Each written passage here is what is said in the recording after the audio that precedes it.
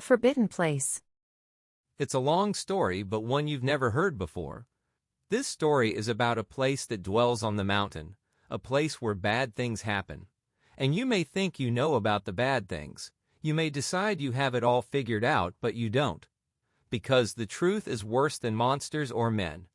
At first I was upset when they told me we were moving to some little town out in the Ozarks.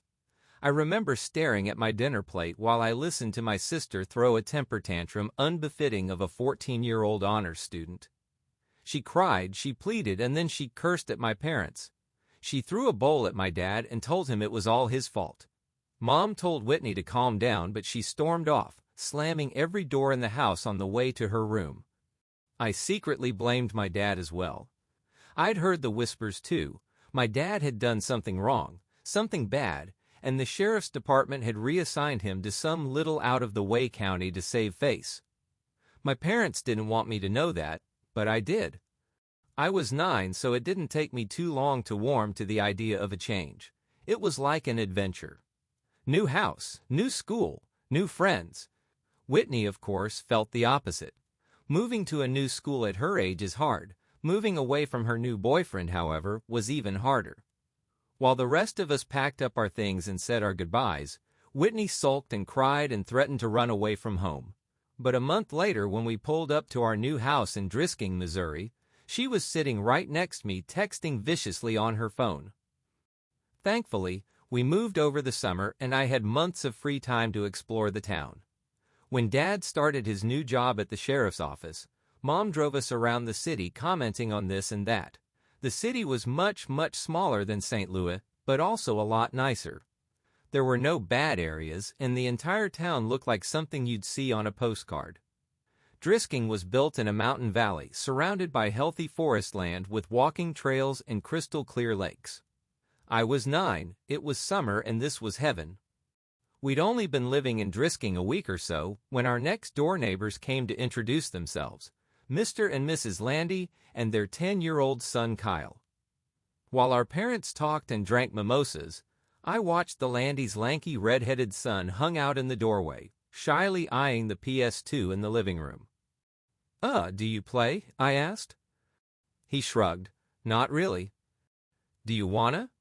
"I just got Tekken 4. Kyle glanced at his mom, who had just been handed her third mimosa. "Yeah, sure." And that afternoon, with the ease and simplicity of our age, Kyle and I became best friends. We spent the cool summer mornings outside exploring the Ozarks and the hot afternoons in my living room, playing the PS2. He introduced me to the only other kid in the neighborhood our age, a skinny, quiet girl named Kimber DiStaro. She was shy but friendly and always up for anything. Kimber kept up with us so well that she quickly became the third wheel on our tricycle. With my dad at work all the time, my mom consumed with her new friendships, and my sister locked in her room all day, the summer was ours to take, and take it we did. Kyle and Kimber showed me where all the best hiking trails were, which lakes were the best and most accessible by bike, and where the best stores were in town. By the time the first day of school rolled around in September, I knew I was home. On the last Saturday before school started, Kyle and Kimber told me they were going to take me somewhere special, somewhere we hadn't been yet, the Triple Tree. "What's a triple tree?" I asked. "It's a totally awesome, totally huge treehouse out in the woods," Kyle said excitedly. "Peft whatever, Kyle. Come on, you guys, if there was a freaking treehouse, you would have showed it to me already." "Nuh-uh, we wouldn't have," Kyle shook his head. "There's a ceremony for first-timers and everything." Kimber nodded eagerly in agreement, her dark orange curls bouncing off of her tiny shoulders. "Yep, it's true, Sam. If you enter the treehouse without the proper ceremony, you'll disappear and then you'll die." My face fell. Now I knew they were making fun of me. "That's a lie. You guys are lying to me." "No, we're not," Kimber insisted. "Yeah, we'll show you. We just have to get a knife for the ceremony and we'll go." "What? Why do you need a knife? Is it a blood ceremony?" I whispered. "No way," Kimber promised. "You just say some words and carve your name into the triple tree." "Yup, it takes like 1 minute," Kyle agreed. And it's a really cool treehouse? I asked. Oh yeah, Kyle promised. Okay, I guess I'll do it then. Kyle insisted on using the same knife he used during his own ceremony, but we paid a price to get it. Mrs. Landy just happened to be home with her youngest son Parker, and despite Kyle's many objections, his mother insisted he take his 6-year-old brother with him. Mom, we're going to the treehouse. It's only for older kids. Parker can't go. I don't care if you're going to see an Exorcist movie marathon, you're taking your brother with you. I need a break, Kyle, can't you understand that? And I'm sure your friends won't mind. She flashed Kimber and me a challenging look. Right? No, not at all, Kimber said, and I nodded in agreement. Kyle made a loud, dramatic sigh and called his brother. Parker, put your shoes on, we're leaving now. I'd met the youngest Landy several times before and found that he was as unlike his older brother in looks as in disposition. Where Kyle was a wild, excitable fireball with hair to match, I found Parker to be an anxious, fidgety boy with small eyes and dark brown hair. We got on our bikes and made our way to a lesser-known hiking trail a few miles away. I'd asked before where the trail led when we'd ridden across it several weeks before, and Kyle had given me the underwhelming answer of nowhere interesting. We pulled up to trailhead and leaned our bikes against the wooden signpost which read, West Rim Prescott Ore Trail. Why are so many trails around here named Prescott? I asked. Is this Prescott Mountain or something? Kimber laughed. No, dummy, it's because of the Prescotts. You know, the family that lives in the mansion up on Fairmont. Mr. Prescott and his son Jimmy own like half the businesses in town. More than half, Kyle agreed. Which ones? Does he own the GameStop? The only store in Drisking I really cared about. I don't know about that one. Kyle wound a lock around the 4 bikes and clicked the bar into place, then spun the numbers on the dial. But like the hardware store, the pharmacy, Glitton's on Second, and the newspaper. Did they start this town? I asked. Nah, mining started the town. I want to go home. Parker had been so quiet I'd completely forgotten he was there. You can't go home, Kyle rolled his eyes. Mom said I had to bring you. Now come on, it's only like a 2-mile walk. I want to take my bike. Parker answered. Too bad, we're going off trail. I don't want to go, I'll stay with the bikes. Don't be such a wussy. I'm not. Kyle, be nice, Kimber hissed. He's only 5. I'm 6, Parker objected. I'm sorry, 6. You're 6. Kimber smiled at him. All right, fine, he can hold your hand if he wants, but he's coming. Kyle turned and started up the trail. Parker's face fell into an undignified frown, but when the charming Kimber stuck her hand out and wiggled her fingers at him, he took it. Kyle was right. It wasn't a long walk, only a half-mile down the trail and then another half-mile hike on a well-tread path up the mountain. It was a steep climb, though, and by the time we got to the treehouse, I was winded. What do you think? Kyle asked excitedly. I studied the tree as I caught my breath. It's pretty awesome, I smiled. And it was. They hadn't lied, the treehouse was the biggest I'd ever seen. It had multiple rooms and there were actual curtains in the windows. A sign above the door said, Ambercott Fort, and a rope ladder hung below the threshold, missing several planks. I'm going up first, yelled Parker, but Kimber caught his arm. You have to do the ceremony first or you'll disappear, she reminded him. That'd be fine with me, Kyle grumbled. I was eager to get into the fort myself. Give me the knife. I held out my hand. Kyle smiled and dug the switchblade out of his pocket. There's some space in the back to carve your name. I opened up the knife, walked around the tree looking for an empty spot. There were so many names on the tree that I had to crunch down and look near the bottom since I couldn't reach any higher. I spotted both Kyle and Kimber's carvings on the tree, and I finally found a spot I liked near the ladder. I bit my tongue and carved Sam W. into a blank piece of bark underneath someone named Paul's Parker. Went next, but had so much trouble with the knife that Kyle had to do it for him. All right, let's go. I ran over to the rope ladder. Wait, Kyle yelled. You have to say the words first. Oh yeah, Okay, what are they? Kimber sang them out. Underneath the triple tree there is a man who waits for me, and should I go or should I stay, my fate's the same either way. That's creepy, I said. What does it mean? Kimber shrugged. No one knows anymore, it's just tradition. Okay, can you say it one more time, slower? Once Parker and I had recited the poem, we were ready to go. I climbed the rope ladder first and took stock of my new surroundings. The treehouse was more or less empty, just a dirty rug here and there and some trash, old soda cans, beer cans, and fast food wrappers. I went room to room, 4 in total, and found nothing of real interest until the last one. An old mattress lay in the corner, and piles of musty, ripped clothing scattered the floor. Did a hobo live here? I asked. Nah, this room has been like this for as long as I can remember, Kyle said from the doorway behind me. It smells gross, I said. Kimber walked up to the threshold but refused to go any further. It's not the smell that freaks me out, it's that. She pointed up to the ceiling, and I raised my eyes to read what was written there. Road to the Gates of Hell. Mile marker 1. What does it mean? I asked. It's just older kids being dicks, Kyle said. Come on, I'll show you the best part of the treehouse. We walked back into the first room, and Parker looked up at us and smiled, pointing down to what he'd clumsily carved into the wooden floor. Fart, Kyle read. That's hilarious, Parker. He rolled his eyes, but his little brother didn't pick up on the sarcasm and smiled proudly. Kimber sat down on the floor next to Parker, and I sat on his other side.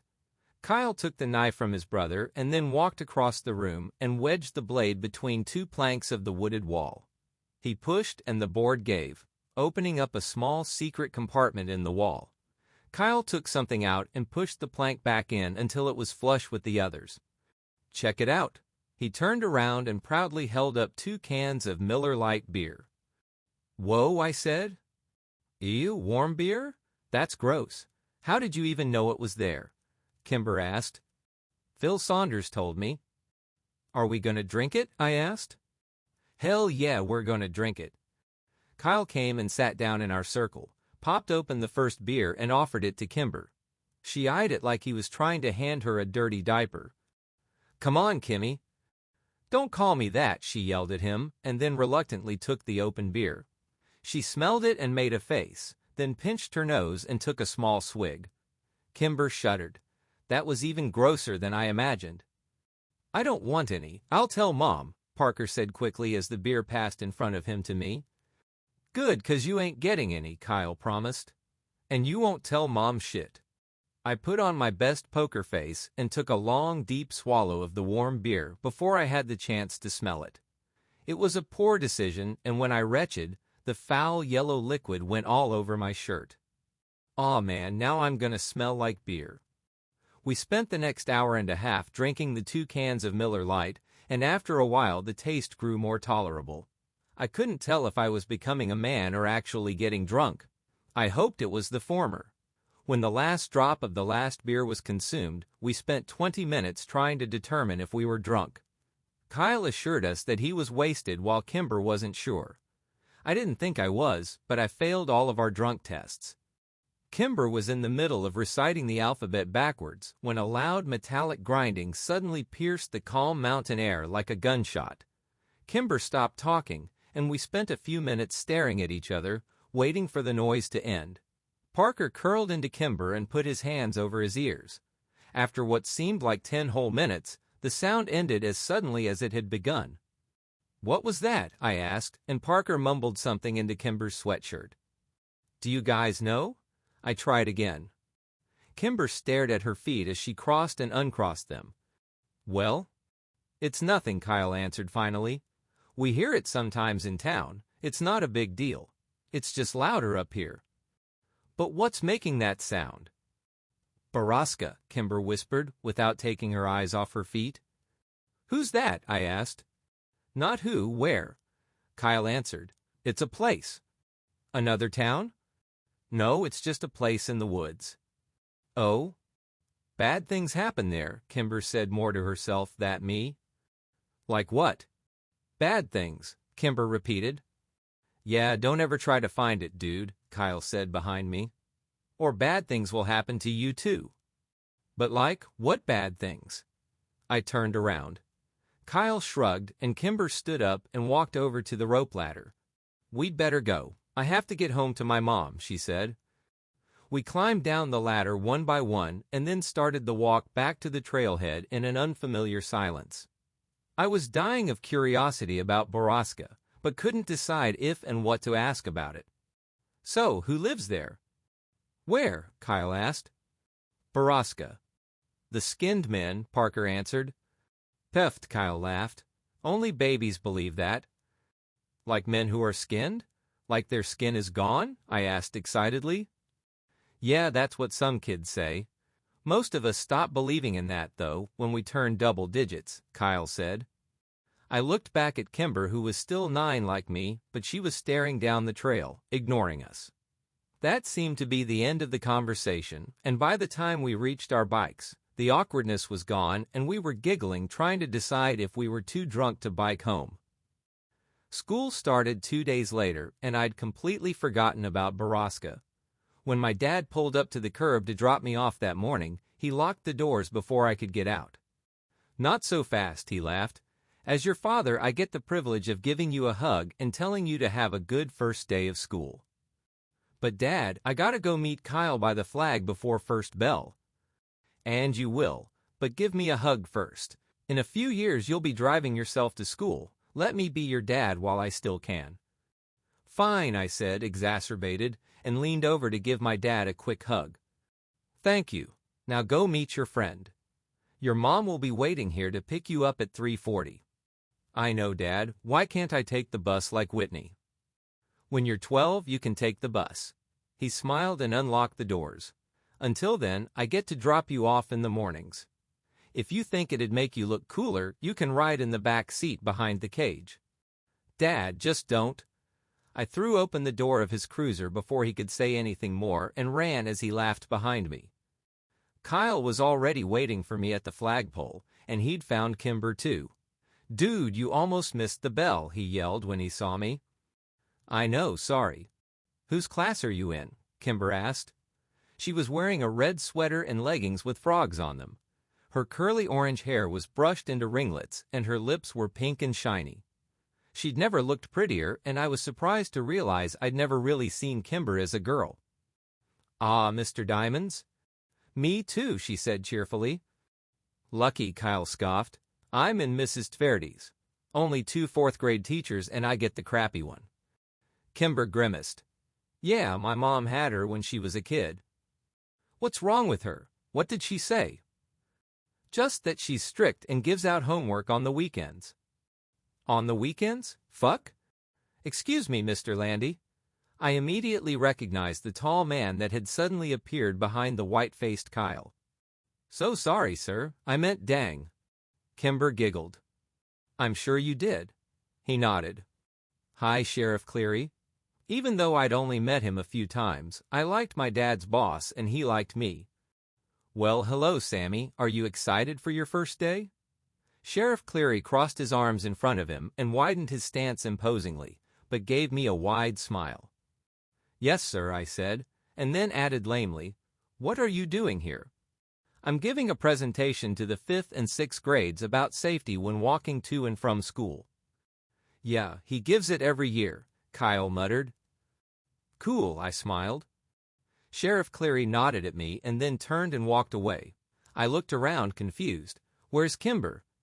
She took off. She is annoyingly on time to everything. And as if to illustrate his point, the bell rang. We both ran up the stairs and inside. I walked into class and saw that Kimber had saved me a spot next to her at the back. Mr. Diamond, a short, round man of 40 or so, nodded at me when I came in. Mr. Walker, I presume? Yeah, that's me, I mumbled as I rushed past him to the desk next to Kimber. Welcome to Drisking Elementary. And for the rest of you, welcome back. Go Grizzlies! The class echoed a reluctant and subdued, Go Grizzlies! Kimber introduced me to other kids in the class throughout the morning. Most of them were nice, if sort of underwhelmed by me. They said their hellos and asked where I was from, and the conversations usually ended with an unimpressed, okay. A group of girls who sat near the front snuck looks at us all morning and snickered. I asked Kimber who they were and she just shrugged. During our second break they came up and talked to me. Are you friends with Kimber DeStaro? A tall, dark-haired girl asked me. Yeah, I answered and looked over at Kimber. She was watching me with worried eyes. Are you related to her? No. I didn't think so because you don't have orange hair. I didn't know what to say to that. You don't have to be friends with her, you know, said the second girl with the oddly round face. I want to be friends with her. A third girl behind the other two snorted. She had pretty auburn hair and a rude, upturned nose. Well, if you do, you're going to be in the ugly kid group, the first girl warned. And once you're in that group, you can't leave it ever. Better than the bitch group, I said. Rude nose and round face gasped, but dark hair smiled. We'll see, she said, and the three returned to their corner of the room. I sat back down next to Kimber, feeling like a badass. It was the first time I'd ever used a swear word in front of anybody other than Kyle. What did they say to you? Kimber asked nervously. They said you're too pretty to be near them, and that you make them look gross, so we have to stay away from them. Liar, Kimber answered, but I could tell she was smiling. We met Kyle in the cafeteria at lunch, and he had nothing but bad things to say about his morning. Mrs. Tverdy was old and mean, and she made everyone come up and say something about themselves, even though the class only had 14 kids, and they all knew each other. When the bell rang for recess, I went to throw my lunch away with Kyle, and I bumped into a kid I hadn't seen before. Hey, are you Sam Walker? The kid asked. Yeah. Oh, your sister is dating my brother. Oh man, Kyle laughed. Your sister is dating a Whittaker. Shut up, Kyle. The kid grumbled. She's going to be Whitney Whittaker. As funny as it was, I couldn't help but be a little surprised. Not that I'd been paying attention, but I'd only seen Whitney out of her room once over the summer. Where did she meet him? I asked the Whittaker kid. I dunno, probably at his job. His job where? He works at Drisking Water. It didn't make any sense to me, but I shrugged it off. I did remember my mom giving Whitney some menial tasks, like getting the car washed and setting up some utilities to get her out of the house. Maybe she met him once and they started dating over text. Teenagers were weird. The rest of the school week followed much like the first. We were well into the first month when I heard someone mention the skinned men again. We were out on the playground, and Kyle and I were trying to start a fire with 2 large wood chips. I'd just given myself a splinter when the distant sound of metal grinding on metal flooded over the playground, silencing every one of us. Baraska, I said in awe. Yep, said Phil Saunders. The skinned men kill again. Hey, Kyle, said only babies believed in skinned men. I threw an accusatory look at Kyle. They do. Phil is just stupid. Am not? Asked Danielle. She's seen then. Phil scanned the playground and then yelled at a blonde girl talking to Rude Nose. Hey, Danielle, come here. The blonde girl rolled her eyes but came skipping over anyway. What do you want?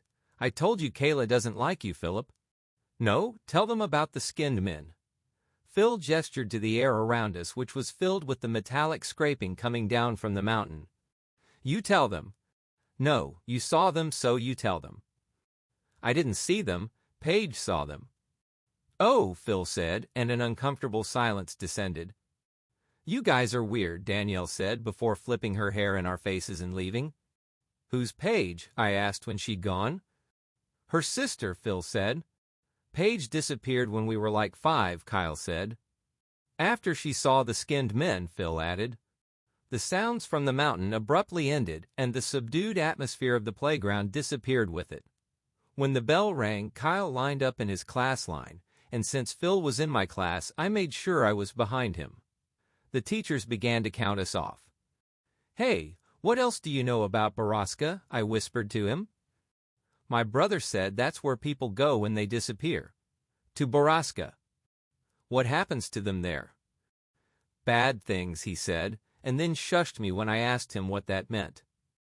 The year dragged on, and it wasn't until Christmas break that I heard the machine at Baraska again. It was December, and there was a thick blanket of snow on the ground which only served to amplify the noise from the mountain. I sat in my room listening to it for a few minutes, trying to decide what was happening in the place that bad things happen. I saw my dad's cruiser pull up out the window and went downstairs to greet him. As I passed my sister's door, I heard her giggling in that annoying teenage girl way, and I cringed. I hoped Kimber never got like that. "Dad," I skidded on the landing just as he opened the door. My dad stomped the snow off his boots and threw open his arms. "Sammy, how many years has it been?" He joked. It was true, I hadn't seen much of my dad lately since he was working so much. Doing what, I didn't know, since this was the quietest, lamest town ever. Mom thought the sheriff was grooming Dad for his job, since Clary was so old, and Dad never really agreed or disagreed with her. He'd only been at the department 7 months after all, and he doubted people in the county would vote for him. "Hey Dad, do you hear that? That like machine-sounding noise?" "Yep, I hear it in town every now and then." "Do you know what it is?" I asked the sheriff about it, and he told me the noise comes from private property up in the Ozarks. "Is the property called Baraska?" I asked quickly. "I have no idea. Baraska? Where'd you hear that?" I shrugged. "Kids at my school." "Well, it's nothing to worry about, Sammy. Probably just some logging equipment." "But is the place called Baraska? Like, have you heard that name before?" "No, I have not heard that before." Dad pulled his boots off and shrugged off his coat, looking toward the kitchen. I could tell I was losing him. "Have you ever heard of the skinned men?" I asked quickly. "Skinned men? Good God, Sam. Is your sister telling you these stories?" No. But he wasn't listening to me anymore. "Whitney!" he yelled up the stairs. "No, Dad, Whitney doesn't even talk to me," I repeated. I heard a door creak open upstairs, and Whitney peered over the railing, phone in hand and an annoyed look on her face. "Are you trying to scare your brother?" Dad demanded. "Dad, no," I said again. Whitney shot me a betrayed look. "Ugh, seriously? As if I'd waste my time?" "You aren't telling him stories about skinned men?" "No, Dad, I told you I heard it at school," I said. Whitney gestured to me as if to say, "See?" "All right, well, you kids need to start getting along. Your family, for Christ's sake." Whitney rolled her eyes, and when Dad walked into the kitchen, she stuck her tongue out at me. "Real mature, Whitney," I yelled up at her, but she was already gone. "I'll tell Dad about your boyfriend." Christmas came and went with surprising smoothness at our house. Whitney and I got everything we'd had on our lists, which was a first for us. The town may be smaller, but Dad's paychecks were clearly better. I wore my new Rams parka on the first day back to school after Christmas break. Kyle fawned over it, and Kimber showed off the blue pearl necklace her mom had gotten her for Christmas. Kyle and I feigned interest, but did it poorly. Kimber knew, but just seemed happy we cared enough to fake it. As we said goodbye to Kyle for the morning, Kimber was suddenly slammed from the side.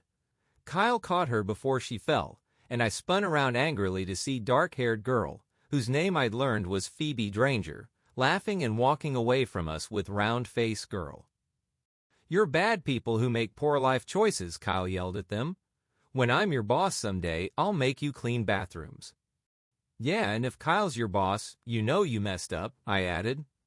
Kyle and I high-fived and turned to Kimber, but she wasn't sharing in our victory. She was trying to hide the tears on her face.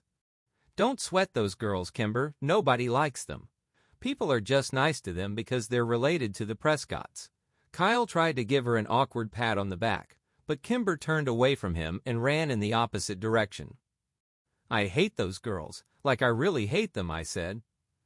"I know, they're bitches," Kyle answered, mouthing the last word as he looked over his shoulder for any lurking adults. "Well, I'd better get to class and make sure they don't try and talk to her again. There's an assembly this morning, no class until after lunch." "Seriously? That's awesome. Do we have to sit by class?" "Not usually, but we better get there quick so we can get seats at the back," Kyle said as we started walking. "What's the assembly for?" I asked. It's either DARE or the History Society presentation. What's DARE? You know DARE? As in, don't you dare do drugs or you're grounded until you're dead? Oh, I hope it's the history thing then. We found Kimber already in the auditorium. She had collected herself and saved us both seats at the back of the room. She waved us over just as the puffy, stern Mrs. Tverdy walked onto the stage. Hello, 4th grade students. This morning we have a special presentation for you from the Historic Preservation Society of Drisking. If you have questions during the course of the lecture, please raise your hand. Like that'll happen, Kyle laughed. Now, I'd like to introduce to you Mr. Wyatt Dowding, Miss Catherine Scanlon, and of course, Mr. James Prescott. What? Jimmy Prescott and not his dad? That's so weird, Kimber whispered. Dude, Thomas Prescott has done this presentation every year for like 20 years, Kyle said. It's definitely weird. It's not weird, whispered Mike Sutton from behind us. He leaned forward. Tom Prescott went crazy like a year ago. He didn't do the presentation last year when my sister was here either. I don't like Jimmy Prescott, Kimber shook her head. He gives me the heebie-jeebies. His dad is so much nicer, he's like a grandpa. The presentation was slow and boring. Mr. Dowding and Miss Scanlon talked about the first settlers here, the Cherokee and the Trail of Tears. They talked about Alexander Drisking's discovery of a mother-lode of ore in the mountains and settling here with his family to mine and refine the iron. Then James Prescott took the stage from there to tell the story of his family's early journey to the town and their role in the revitalization of Drisking itself in the late 50s. The last part was the most interesting of it all, and I found Jimmy Prescott to be infallibly charismatic and entertaining. I was so busy laughing at his jokes and hanging on his every word that by the end of his presentation I realized I'd actually learned quite a bit. So much so that I was interested enough to ask a question, which Kyle warned was committing social suicide. Mr. Prescott scanned the room and answered a few other questions before he finally got to me at the back. Yes, you in the back. Mr. Prescott, why did the mines close? Like, what happened? I asked. Very good question, young man. What did you say your name was? Sam Walker. I believe I met your father the other day at the sheriff's office. Welcome to Drisking. As for your questions, most of the mines were closed in 1951, after a long period of unprofitability. The mountain had simply ran out of iron ore. The mills and refineries were abandoned and the town suffered for years. The miners and their families moved away. Stores went out of business, schools closed, and Drisking became a ghost town. That would have been the end of it if it weren't for stubborn families like mine who refused to leave. We refused to give up the town, and after many, many years of hard work, Drisking became the picturesque little haven in the Ozarks that it is today. I hope that answers your question. I sat back down and Kyle shook his head at me. Bro. The assembly suffered through another 15 minutes of awkward queue and a war, until Mrs. Tverdy finally cut us loose. We were released into the cafeteria to wait for the lunch lines to open. Kyle, Kimber, and I sat in our usual corner. That was so boring, Kyle whined. When are they going to figure out that no one cares about Drisking's history? Seriously, I fell asleep like 3 times. Kimber nudged me.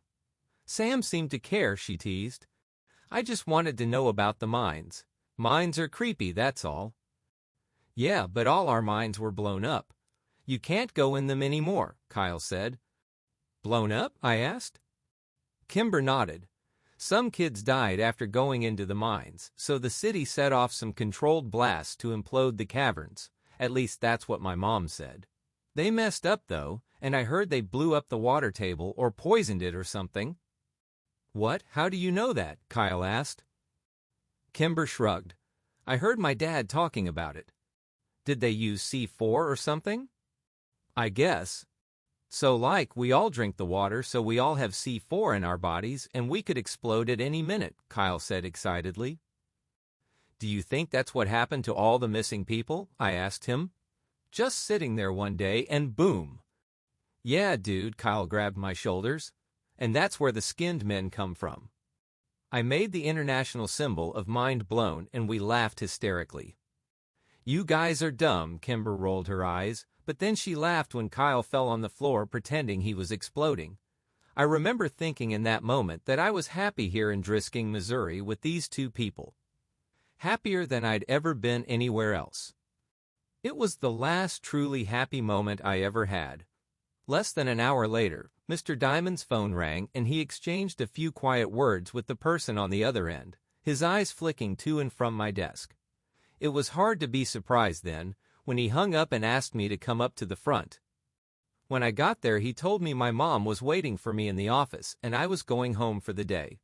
I traded a confused and worried look with Kimber, and then packed up my backpack and went to the office. When I got there, my mom was crying. We drove home in strained silence. I was too afraid to ask what was wrong. Mom parked the car a block from our house, which was blocked in by several police cars.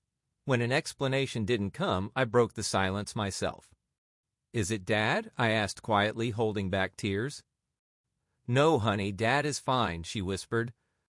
Then what happened? Whitney never made it to school this morning. Her voice broke over my sister's name. Oh no, Mom, I think she ditched, I said quickly. I saw her leave this morning, and it was really early, like 6, and she was with her friends.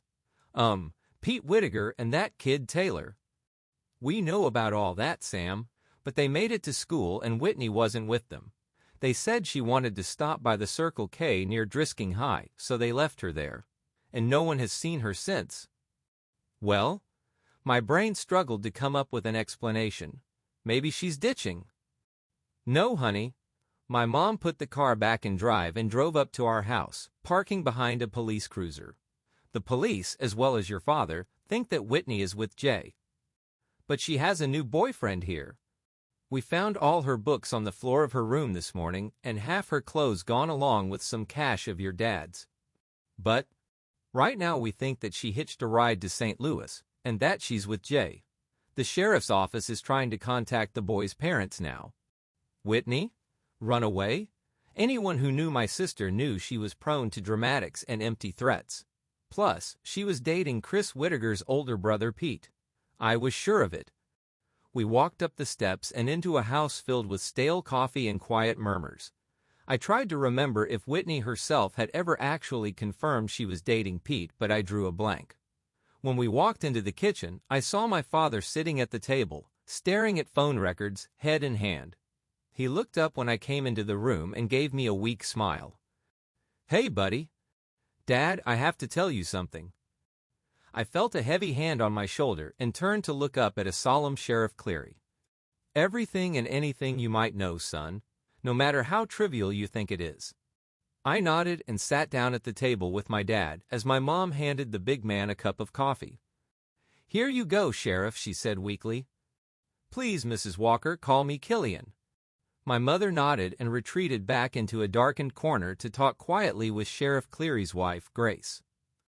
What do you know, Sam? My dad asked as he rested his chin on his hands in a mock symbol of prayer, as though I may deliver him from his suffering. Well, I heard Whitney had a boyfriend, that guy Pete Whittaker that she's been hanging out with, and I saw them and Taylor Dranger leave this morning before me. What time did they leave? Asked the sheriff. I don't know, like before 6. He nodded. That matches the statements of Taylor Dranger and the Whittaker boy. My father's head sunk lower into his hands, and I knew I'd let him down. But, I rushed, I don't think she went back to St. Louis because she was dating Pete, and I don't think she wanted to be with her boyfriend back home anymore. I understand that, son, but a teenage girl's mind is a complicated thing. My officers are trying to get a hold of the boyfriend's family back in St. Louis. Clary nodded to my father. Now why don't you head up to your room and let us work, Samuel? I looked up at him in surprise. What? No, I want to stay down here. I can help. No, son, there's nothing more you can do here. You've been a good brother. Now let us handle this. But I can help. You already have. Dad, I looked over at my dad with begging eyes. Go to your room, Sam, he said quietly after a moment. I balked. Dad. Now, I was so angry I did the only thing that I could have to make my rage known. I stomped upstairs, slammed the door, and then sat on my bed in disbelief. The tears came then, and I laid there feeling helpless, worthless, and scared for my sister. I thought about all the places Whitney could be. Was she scared? Was she alone? Was she dead? When the sun began to set, I finally got out of bed and went to check my email. I was expecting lots of messages from Kimber and Kyle, but there was only one. Did she go to the treehouse? I sat staring at the computer screen for almost a minute. Kimber's words from last fall echoed in my brain. If you enter the treehouse without the proper ceremony, you'll disappear and then you'll die. I didn't buy that. Whitney had gone to Circle K that morning, and I especially didn't believe that she'd hitchhiked out of town. Nothing they were saying downstairs made any sense if you knew my sister. But maybe this did. Maybe she and her boyfriend went to the treehouse to make out or something, and maybe he'd left her there. Maybe she'd gotten lost, or maybe the skinned men had found her. That was the worst thought of all. I didn't need to sneak out because the police were too busy with my parents to care about me anyway. I snuck my bike out of the garage and rode the 3 miles to the West Rim Prescott Ore Trail. When I got there, I saw 2 bikes already locked to the signpost, and my 2 best friends sitting in the snow next to them. I knew you'd come, Kyle said when I pulled my bike up, and Kimber ran up to hug me. I'm so sorry, Sam. There was really nothing for me to say, and they didn't push. Kimber took my arm and we started up the trail. The silence between us was stretched but comfortable. We trudged through the snow, and all the while I searched for the telltale footprints of others, but the snow was coming too fast. The hike up the mountain was harder and wetter than when we'd come in the fall, and when Ambercott Fort finally came into view over the ridge, it was a welcome sight. The sun was getting low and we hadn't brought flashlights. I fell as I ran up to the tree, calling my sister's name to the quiet wild. Kyle was right behind me and leapt impressively onto the rope ladder, climbing quickly up the planks. I kept calling Whitney's name, waiting for Kyle to yell that he'd found her or that there was at least some sign of her. And then I heard Kimber quietly say my name from where she stood at the triple tree. I ran over and tried to follow her eyes to confirm what I already knew was there. And then I found it, freshly carved near the top. Whitney W. My breath froze in my chest and my vision blurred with unwelcome tears. And as the sun took its last desperate breath before plunging into the deep of the horizon, a deafening metallic whirl sang out from the wilderness and spilled down the mountainside. Underneath the triple tree there is a man who waits for me, and should I go or should I stay, my fate's the same either way. Good morning. The words faded back into the ether, and I awoke with a start. Jimmy Prescott was lounging against the wall near the door, an amused yet disapproving look on his face. Shit, sorry, Mr. Prescott, I didn't hear you come in. You know I worked here when I was a kid, too. I installed the bell on the door for this very reason. Didn't seem to wake you up, though, he laughed. I mumbled another apology and idly straightened a stack of business cards in front of me. Late night? Ah, kinda. Very. I hope you weren't out at the bonfires with all the other underage drinkers. No, sir. Yep. Good. Anyway, I'm just here for my lunch.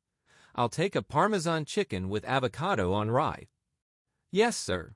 Happy that the conversation was over, I walked over to the sandwich counter and unwound the twisty tie from the rye bread. Jimmy Prescott stepped back from the counter and idly studied that pictures on the wall, though he'd seen them 1,000 times before. More of the photos were of the Prescott family, taken over the last century. I'd always, though, at Odd Decor, but then, the shop was named after them after all. Is Mara here? Prescott asked as I wrapped up his sandwich. She's in the back. Ah, I thought she'd still be in St. Louis. Well, when you're finished, would you mind getting her for me? Shit. Yes, sir. I handed him his sandwich and went to the back to find Mira. She was in the office, furiously punching the keys on her accounting calculator. Mira? Jimmy Prescott is out front. He wants to talk to you. She turned and gave me a dubious look. Did he say what about? I shook my head. Okay, she sighed. You can go home for the day, Sam. But, are you sure? I still had 3 hours on the clock. He's the only customer we've had since we opened. Don't worry, I'll pay you for a whole day, kiddo. Thanks, Mira. Good luck, I guess. I gave her a sympathetic shrug and she patted my arm. I didn't know how she did it. Mira was perhaps the most burdened and stressed out woman in all of Drisking, but she never failed to be unbelievably kind. There was a hopelessness about her, a sadness that she hid very well. I left the store out the back door so I wouldn't have to see Jimmy Prescott again. His weird yellowed amber eyes always set me on edge, not to mention he was a total tool. I hopped in my car and texted Kyle that I was off work. He answered immediately and told me to come meet him. I happily whipped my apron off over my head and threw the car into reverse. Crystal Lake was my favorite place in all of Drisking. I had to park almost a mile away since the lake was so packed. I eventually found Kyle and Kimber sitting on a rock that jutted out over the beach. Kimber was sunbathing in a blue floral bikini, and Kyle was wearing his "no one can tell where my eyes are looking" sunglasses. "What did I miss?" I asked, sitting down next to Kimber. "Not much," she answered, stretching and sitting up. "Just more beer." She dug into the cooler behind her and tried to hand me a Blue Moon. "Ugh, no." I waved it away. "Got any Excedrin?" "Oh no," Kimber gave me her "I'm sorry" pout. "Okay, then I'll just take those sunglasses." I held my hand out to Kyle, who looked back at it in horror. "What? No, fuck off." "Oh, come on, Kyle, give him your sunglasses. Sam didn't get to sleep off his hangover like we did." I smiled at Kyle and he tightened his lips. We both knew exactly what I was doing. Kimber stroked Kyle's arm in encouragement. "Please?" she asked. "Fine," he said and shoved his blue blockers at me. I put them on and sat back, turning my head to watch the girls on the beach below. Phoebe Dranger, dark-haired girl, was there lying on a towel next to Roundface and giggling. It still seemed unnatural to me to see the two off them without Rude Nose. The three had been inseparable, working as fluidly together as the gears in a watch until Christy had fallen in love with some college kid and run away. "So why'd you get out of work early anyway?" Kyle asked. "Prescott came in." "Ew," Kimber squirmed. "He totally freaks me out. He's been staring at me since like 5th grade. Next time he stares at you, let me know and I'll knock him the fuck out." Kyle had always been protective over Kimber, but ever since they'd started dating, it had gotten 10 times more unbearable. Kimber winked at him. "So what did he want, Sam?" "He wanted to talk to Mara. Probably about the sandwich shop." "You mean about how no one goes there and the business should have closed years ago, but it won't because the Prescotts are stubborn and vain?" Kyle said. "Yeah, probably. I mean, she looked pretty worried. I can count on one hand how many sandwiches I've sold in the past month." "Ouch," Kimber grimaced. "Yeah, I'm pretty sure she's going to get chewed out. I really don't like that guy." I thought about the squirmy, yellow-eyed freak yelling at sweet little Mira, and it made my blood boil. "You should have met his dad," Kyle snorted. "He was a piece of work." "His dad?" "Yeah, Tom Prescott," Kimber said. "The family put him in a home a few towns over." "Why is he in a home?" "I heard he got dementia and he was embarrassing the family in public," Kyle said. "I heard that too," Kimber brushed her long curls off of her shoulders. "I always liked Tom Prescott. It was a pretty shitty thing to do." "Hey, kids!" We turned in unison so see Phil Saunders come stomping out of the bushes behind us, with Mike Sutton following behind. "So this is where the cool people hang out, high above the kingdom on Pride Rock." "Sup, Mike," Kyle said, ignoring Phil, whom he disliked ever since Phil had briefly dated Kimber.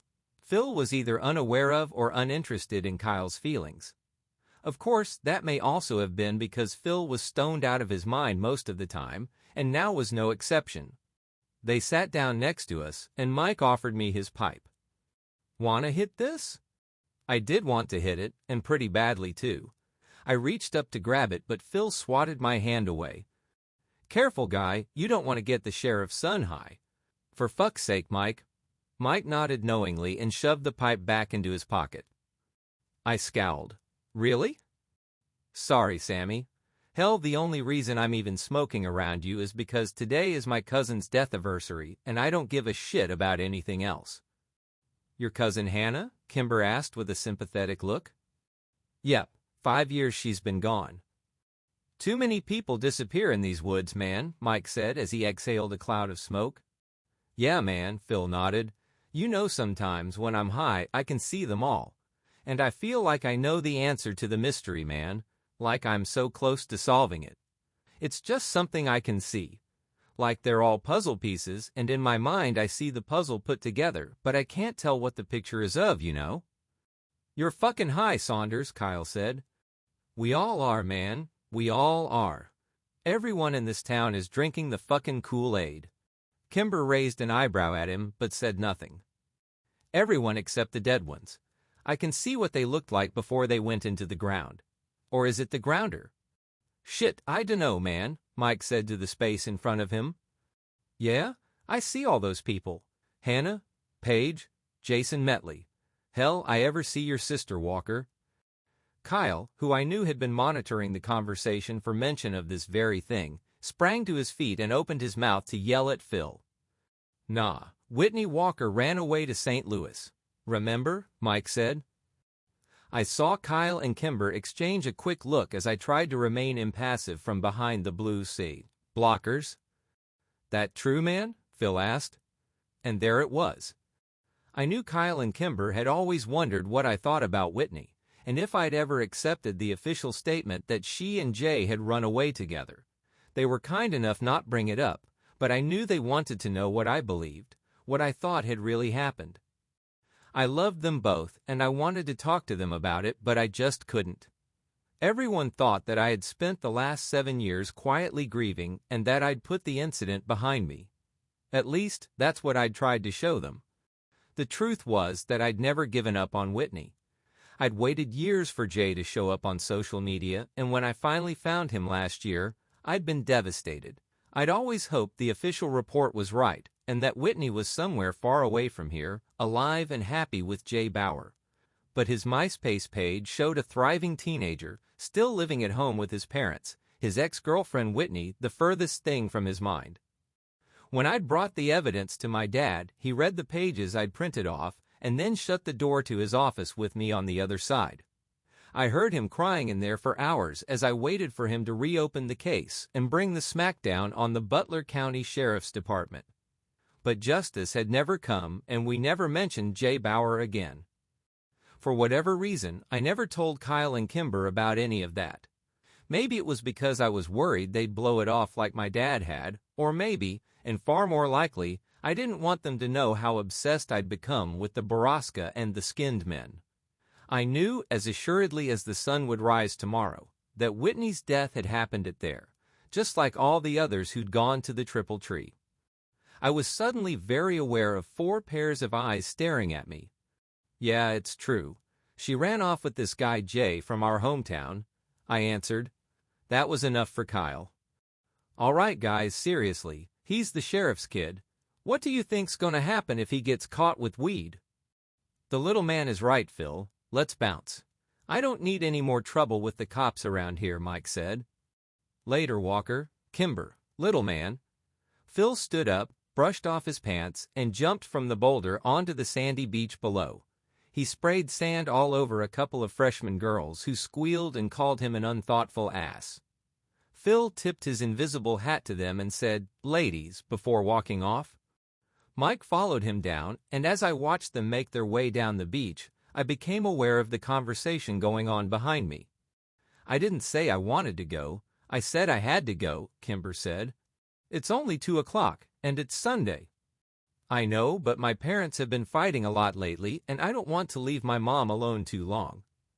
I thought she was doing better? A little, but she's still depressed, Kyle. Do you want to stay over at my place tonight? Kimber's voice dropped into a whisper.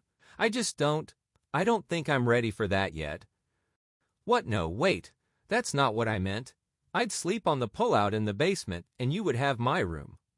Very awkward silence. My parents love you, you know, he added. Kimber laughed. I know. I just want to be there for my mom right now. But thank you, sweetie. and then the absolutely disgusting sound of my best friends kissing. I would never get used to it. Ugh, on that note, I'm out of here too. I stood up and gave them both a shaming look. Oh, come on, Sam, don't be jealous. We'll find you a girlfriend someday, Kyle joked. I really don't need your help with that, I muttered, glancing down the beach to where Emmeline Adler was sunbathing. I'll see you guys tomorrow. Last week of school, Kimber yelled at my retreating back. Thank God. Tomorrow was the last Monday of the school year, and while I should have been thankful my sophomore year was ending, I wasn't. The summer meant no distractions, more time to think, and even more hours of boredom at Prescott Artisan Sandwiches. But I wasn't looking forward to tomorrow for another reason. Besides, it being Monday, it was also sophomore ditch day. My dad had caught on to that several weeks ago and warned me to set a good example and go to school that day. Sometimes I really hated being the son of a cop. Kimber and Kyle were sympathetic and had offered to share in my misery. I had, of course, said yes, much to Kyle's sadness. As I'd expected, my dad was waiting for me when I got home. We shared a brief, strained conversation about our respective days, and then he finally got to it. Remember, Sammy, we're cracking down on truancy this year. I want to see you at school tomorrow. Yeah, I got it, Dad. And I hope I won't have to write a ticket to Kyle either. I sighed. It's just a tradition, even the teachers sort of encourage it. On Friday they said, I don't care what they said, Sam. Besides the fact that I'm the sheriff, I'm also your father and I want my son in school. I laughed and shook my head. What a joke. I can't control what Kyle does. Fair enough, but you can control what you do. I said nothing and Dad sighed. It's almost over, Sam. Just get through these last 5 days and you can be done with school for a few months. Fine. I walked out of the kitchen, rudely ending the conversation. I climbed the stairs and passed by Whitney's door on the way to my room. The light was on and silence was behind it. I knew my mother was in there. She was always in there, doing God knows what. I walked to my own room, shut the door behind me and locked it. The next day at school ended up being more embarrassing than anything else. There were a few other people that hadn't skipped, maybe a total of 10 of us, and the looks they shot at me made it clear that my dad was the reason they were there. Kimber, great friend that she was, happily went to her classes like it was a normal day. Kyle attended all of my classes with me. The teachers, who had been looking forward to an easy day, couldn't have cared less. Just before lunch, an officer came around to all the classrooms and asked for copies of the attendance sheets. Dad really wasn't kidding about cracking down this year. I was going to get shit from people all summer. At lunch, Kyle and I went out to my car to smoke. Usually we were hidden by dozens of large pickup trucks, but today we were out in the open and vulnerable. I moved the car back to a shady corner of the parking lot and Kyle pulled out his bowl. Did you text Kimber? I asked him while he hid it. Yep, he said through tight lips as he let the smoke sit in his lungs and then blew it out all over my dashboard. She went home around 4th period. She said her mom called her and she was going home to take care of her. I don't know, man. Doesn't her mom hate you? I asked, taking my turn with the bowl. Yeah, I mean that's a fairly new development, ever since Kimber and I started dating. But I'm pretty sure she's always hated me, and just hid it better before. Now that she's all depressed and whatever, she doesn't give a shit. It was hard to picture anyone hating Kyle. Why can't Kimber's dad take care of her? I don't know. I hit the pipe again. Hey man, let's not even go back today, Kyle said. You think? I asked. Yeah, I mean you put in 4 periods, you've been a good son. And Officer Dick Ass already came around and collected the attendance sheets. Dick Ass? Really? You're better than that, man. Officer, Ass, Dick? You're fucking baked, Kyle. Seriously, man, let's go. I thought about it a second. Kyle was right. I'd done my duty as a son, and if I left now, I'd have enough time to go to GameStop before work. Fuck it. I turned on the ignition. Kyle sat up in his chair and rolled down the window to clear out the smoke. Hey man, can you drop me by Kimber's? Sure, but how are you going to get home? Can you come get me after work? What if her mom throws you out again? Kyle rolled his eyes. That was one time. Why can't I just drop you at home and you can take your own car? It needs new tires. New tires, of course. What Kyle really meant was that his insurance had lapsed and he didn't have any money for gas anyway. He'd bought the car last summer after working double shifts at the convenience store for half a year. It was an okay car, newer, but I knew he'd only wanted it to impress Kimber, something he'd vehemently denied. Had it worked? Not in my opinion. They'd started dating in the fall and Kyle quit his job to spend more time with her.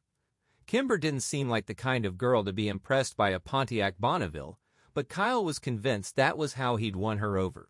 I was sure all the car had really done was give him the confidence to ask her out. And now that its part in their romance ended, the car sat in the garage of the Landy home collecting dust instead of memories. GameStop didn't have what I wanted, and neither did Drisking Games and Media. Since I had nothing else to do, I decided to show up to work early and hoped that Mira would let me leave early too. I parked in front and walked in the door, unsurprised to see no one at the front counter. There were only 3 of us that worked at the shop, and sadly I never got to see the other girl, Emmeline, who worked on the days I didn't. This was disappointing to me since she was half the reason I'd applied there in the first place. I went into the back to tell Mira I was there and found her slumped over her desk on a pile of receipts and paperwork. This wasn't an unusual way to find Mira, but something seemed different today. I immediately felt a disturbance in the force, but before I could run away, she turned toward me and I saw I was right to flee. Mira was crying. Are you, are you? I'm sorry, she said quickly, wiping her eyes. Is it 4 already? No, it's 2:15. I just thought maybe if I came in early. Oh right, it's your ditch day. Mira wiped her eyes only to have them fill with tears again. I don't understand, Sam. This store had been operating in the red ever since I was hired to manage it. What am I doing wrong? I don't know, I offered lamely, the instinct to escape never stronger. No one comes in here, ever, and Mr. Prescott refuses to let me put signs up to advertise. He says they're unsightly, but how does he expect me to pull in business? I need this job, Sam. God, I must have looked like a frightened deer because when Mira glanced over at me, she seemed to subtly collect herself. Go ahead and go out to the front. I'll do your time card. She didn't have to tell me twice. I really liked Mira and I hated seeing her like this. The front didn't end up being much better. I could hear Mira crying over the store's dated music track. Her sobs went from painfully audible to muffled whimpers. After half an hour, I decided I had to do something. Since I was entirely unequipped to deal with an adult woman's emotions, I decided to call Mira's husband, Owen. He was thankfully at home and answered on the second ring. I'll be right there. I breathed a sigh of relief when I heard a car pull up outside and saw the tall, girthy Owen get out of it. He walked in during a quiet lull in his wife's breakdown. I'm sorry to call you at home, Mr. Daly. I just didn't know what else to do. That's okay, Sam. You did the right thing. He looked tired, and I could tell this situation wasn't new to him. Is she okay? I mean, will she be okay? Oh, yeah, he nodded. We're just going through some things. Oh, Mira said the store is going bankrupt, too. I winced as soon as the words were out of my mouth. Yeah, Owen ran a hand through his hair. That's part of it, although I don't think Jim is going to let that happen. Mira is more upset about, he sighed. Has Mira told you about her? Appointments? No. Well, we've been trying to get pregnant for years. Long, painful years. It's just so goddamn important for her to have a baby. And you know she blames me for our problems? He walked around the room, staring at the pictures, not really talking to me anymore. I understand why it's important to her. I just don't understand the obsession with it, you know. Because she's the last one in her family? Because she's the last McCaskey on the planet? I mean, does she even realize that our baby wouldn't be a McCaskey? He'd be a Daly. I tell you, Sam, never marry a woman with a crazy father and 4 dead uncles. They develop these obsessions with lineage and... 4 dead uncles? What? Oh yeah, The famous ones. You know the 4 brothers who died in the Drisking mines? Well, that only left her dad. And her parents were only able to conceive her, which leaves her as the last McCaskey and hope for the family line. So of course you see how this is all my fault. I looked at him blankly and he sighed. I'm sorry, kid. These aren't your problems, and they're way over your pay grade anyway. I'm just very stressed out these days. Our fertility issues and Mira's absolute abhorrence to our only other option. But how did they die? I was desperate to talk about anything else, and the story of Mira's uncles interested me. The McCaskey boys? I don't really know. They died on the mountain somewhere. Oh, well, have you heard of the Skinned Men? Skinned Men? Yeah, I don't think so. What about Boroska? Owen Daly squeezed his eyes shut and pushed in on his temples with his fingers. What? What does a Boroska have to do with anything? Owen? Mira's voice squeaked from the doorway. Oh, baby, are you okay? Sam called the house. I want to do it. You do? Owen asked dubiously. I called him? His eyes flicked over to me, and I immediately looked away. Another conversation I didn't want to be a part of. Sam, why don't you take off for the day? Mira and I will handle things here. Okay, I mumbled and bolted for the door. Once I was in my car and backing away, I called Kyle. Dude, fucking weird shit is going down in this town. What happened? I can't explain it over the phone. Where are you at? I'm at Kimber's. Are you off work? Yeah, I'm coming to get you. By at Kimber's, Kyle meant sitting on the curb in front of the house, kicked off the property again. When I pulled up, Kimber came out and met us at the curb. I'm so sorry, Kyle, she said. She's really upset today. She wouldn't even let me leave the house to sit with you. It's okay, he said. Don't worry about me. I just want to make sure you and your mom are okay.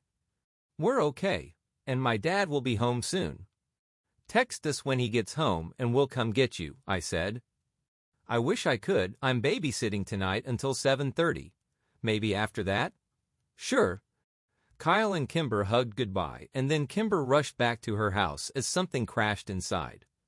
So what's going on? Kyle asked, taking a drink of a warm Dr. Pepper sitting in my cup holder. You're still wearing your apron, you know. Mira had a breakdown, I said, peeling it off. Really? What happened? I told Kyle the full story, giving particular attention to the 4 uncles. Yeah, the McCaskeys. I've heard of them. Didn't know Mira was one, though. I thought they were all dead. Yeah, she's the last one. So, do you think the McCaskey deaths have anything to do with the other disappearances? It had been a while since I'd mentioned anything about Boroska, and Kyle choked a little on the Dr. Pepper. I don't know, man.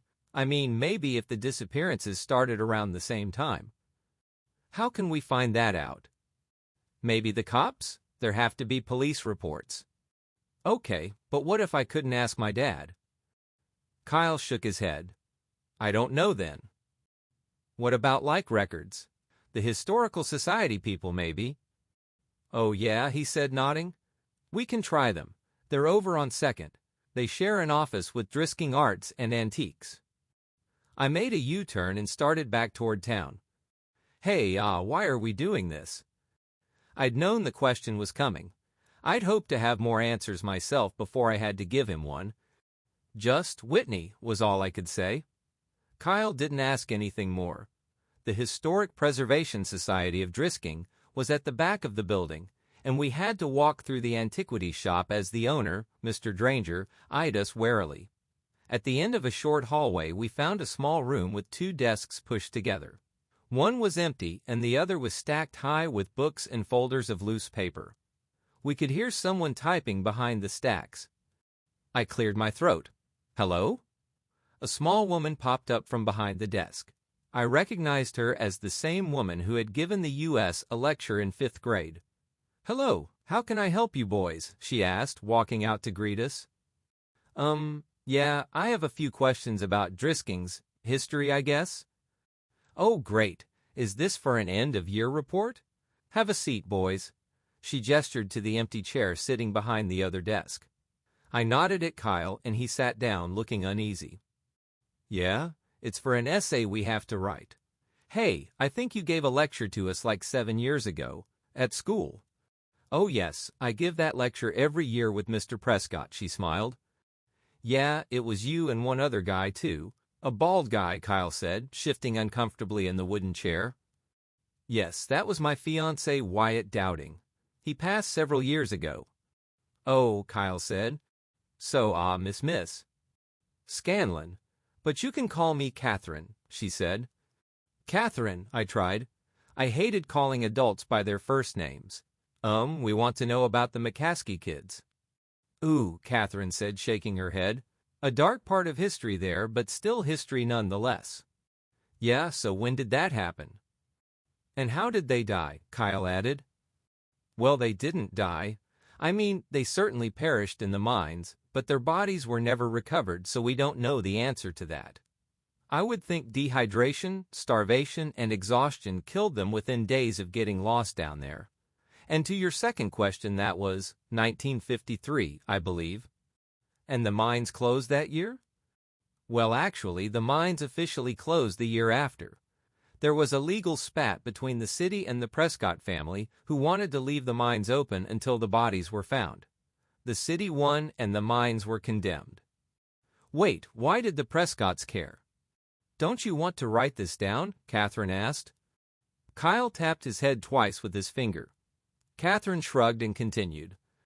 Well, the Prescott and the McCaskey family were closely related. Tom Prescott was paying teams of unemployed miners to go down in the mines and search for the bodies. The city had had enough of it, the mountain was unstable, and they didn't want any more deaths. The mines had been abandoned years before and were structurally unsafe.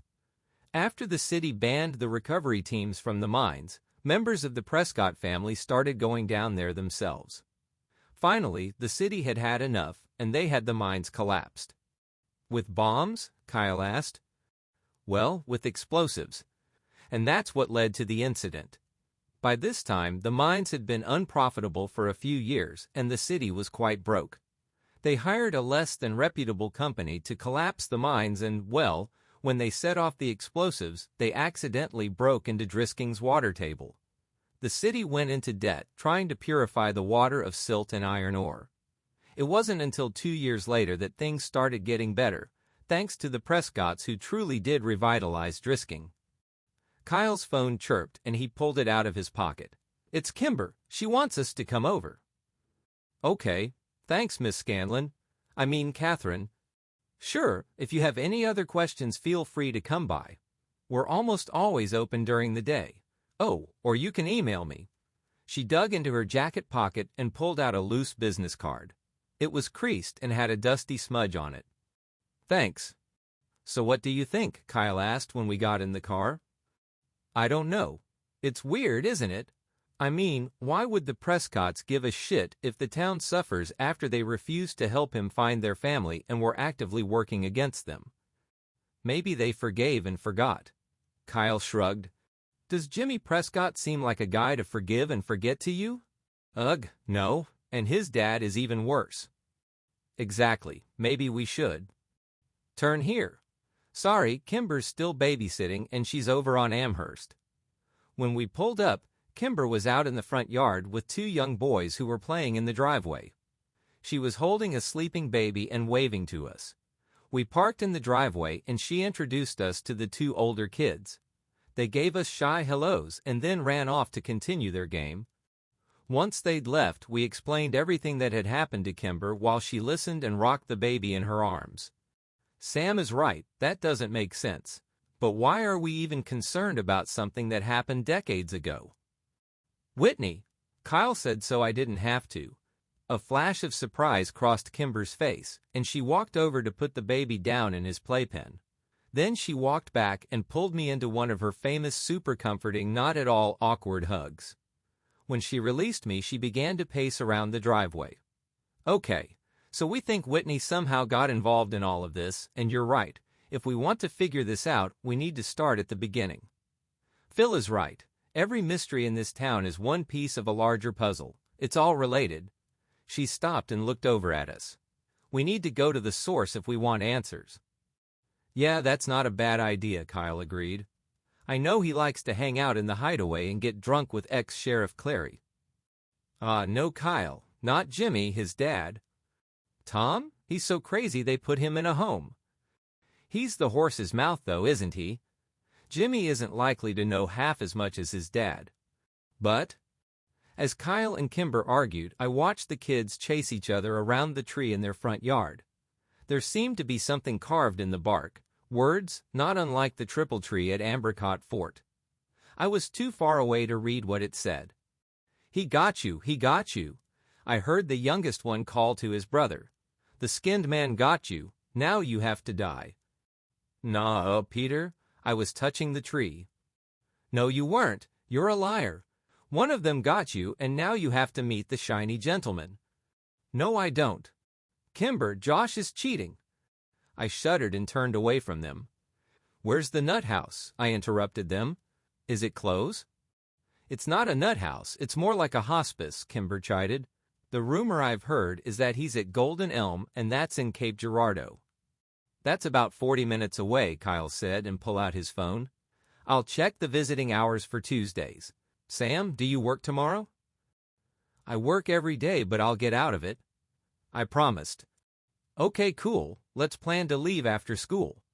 The following day dragged on like any last Tuesday of the school year.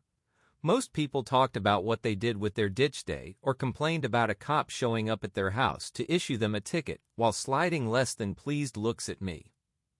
When the final bell rang at 3:30, I grabbed my bag and booked it out to my car. Kyle and Kimber were already waiting for me.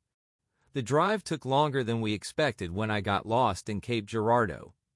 The town was bigger than Drisking, and the streets weren't laid out with any sort of planning or logic. By the time we arrived at Golden Elm, we only had 20 minutes left for visiting hours. We're here to see Mr. Thomas Prescott, Kimber told the nurse at the front desk. We let her do the talking since she had a disarming, old-fashioned charm about her that put people in a friendly mood. Old Tom? Wow, he hasn't had a visitor since Christmas when his son came up. Sign the check-in sheet and take a visitor sticker. Your family, then? Do you know where his room is? The nurse arched a thin, suspicious eyebrow. I'm sorry, we don't. Kimber apologized. My mother has been asking me to check in on my great-uncle while she's away doing Doctors Without Borders. I should have gotten more information from her, but you know, she only has so many minutes to call home. Oh, of course, dear. Let me get someone to escort you. An orderly led us to Tom Prescott's room, which we found empty. He pointed down the hall and said, he likes to read in the sunroom. We walked down the hall and found an old thin man sitting alone and whispering to himself. He was sitting at a table in front of a backgammon board moving chess pieces around it. Tom Prescott? Kimber said, smiling. He didn't look up, and I wondered if he'd heard her at all. Kimber took a deep breath to try again, but the old man suddenly slammed his fist on the table. I'm him, goddammit. I'm Mr. Thomas Prescott. Don't call me Tom. People's kids used to have more respect. I'm sorry, sir, Kimber said gently as she sat down in the chair opposite him. You kids have no respect. Do you even know who I am? It's my son that's done it. That boy's mama shoulda whipped him, but she was soft and now he's running around my town spreading his vulgarity and disrespect. Our apologies, Mr. Prescott. We never meant to be disrespectful. We greatly admire you. You're the man who built our town into what it is today. Everyone remembers that. Drisking was suffering and the town was dying, and then you fixed it. We know that. I did what I had to do, the old man grumbled. It was my town. It still is. Who are you, little girl, to come in here and suggest otherwise? No, that's not what I said. Kimber changed tactics. And as for who we are, we're Mira McCaskey's kids. Do you remember the McCaskeys? Huh, so you're Ida's granddaughter. That explains why you're not there. We exchanged puzzled looks. We're right here, Mr. Prescott, Kimber said. You know what I meant, young lady. They all know. They know I rescued the town. That's my town. Of course they were going to let me do anything I wanted as long as the money kept coming in. That's why it's my town. Is the money still coming in? Kimber tested. Well, you're here, aren't you? They didn't like it, but they took the money. They didn't know. Not everything they didn't, but they suspected some. And they must have been okay with it because they kept electing Clary and they kept taking the money. Prescott picked up a pawn and ran his fingers over it as he talked. It's just a powder, you know, so unassuming. A fine, soft powder. The powder doesn't know what it is. It doesn't know it's bad. It's the people who say it's bad. But it needed to be done. You know that, Aida. You know we had to do it. Kimber hooked him in. I know we had to it, but it's your son. I don't think he's doing it right. Well, of course he isn't. The elderly Prescott slammed his fist on the table again, and 2 rooks tumbled to the floor. They were mine. He took them from me. He thought he could do it better, but he took mine and he ruined my legacy. Decades of work, and now it's all run by the powder. It's the dust of the crumbled empire. What about the skinned men? I asked, caught up in the moment. What are you talking about, boy? He growled. And the tree house, the triple tree, what is it? What is it for? Triple tree? I didn't authorize that. We paid triple the price, but it was only for a short while, when things were slow. We certainly never charged triple. That's bad business. Where is Boar? Has my idiot boy been telling you that? Did he offer you triple for them? He's ruining my town, isn't he? God damn it, Jimmy, you get him in here.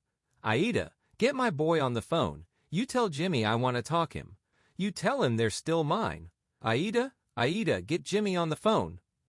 Kimber jumped up and Kyle pushed her behind him as the old man rose to his feet, tall and imposing. We were backing toward the door when the orderly came in with a disapproving look on his face and shooed us out. Long after we'd made it to the lobby, we could still hear Tom Prescott yelling for his son. The ride home was quiet, and I spent it trying to fit the pieces of the puzzle together.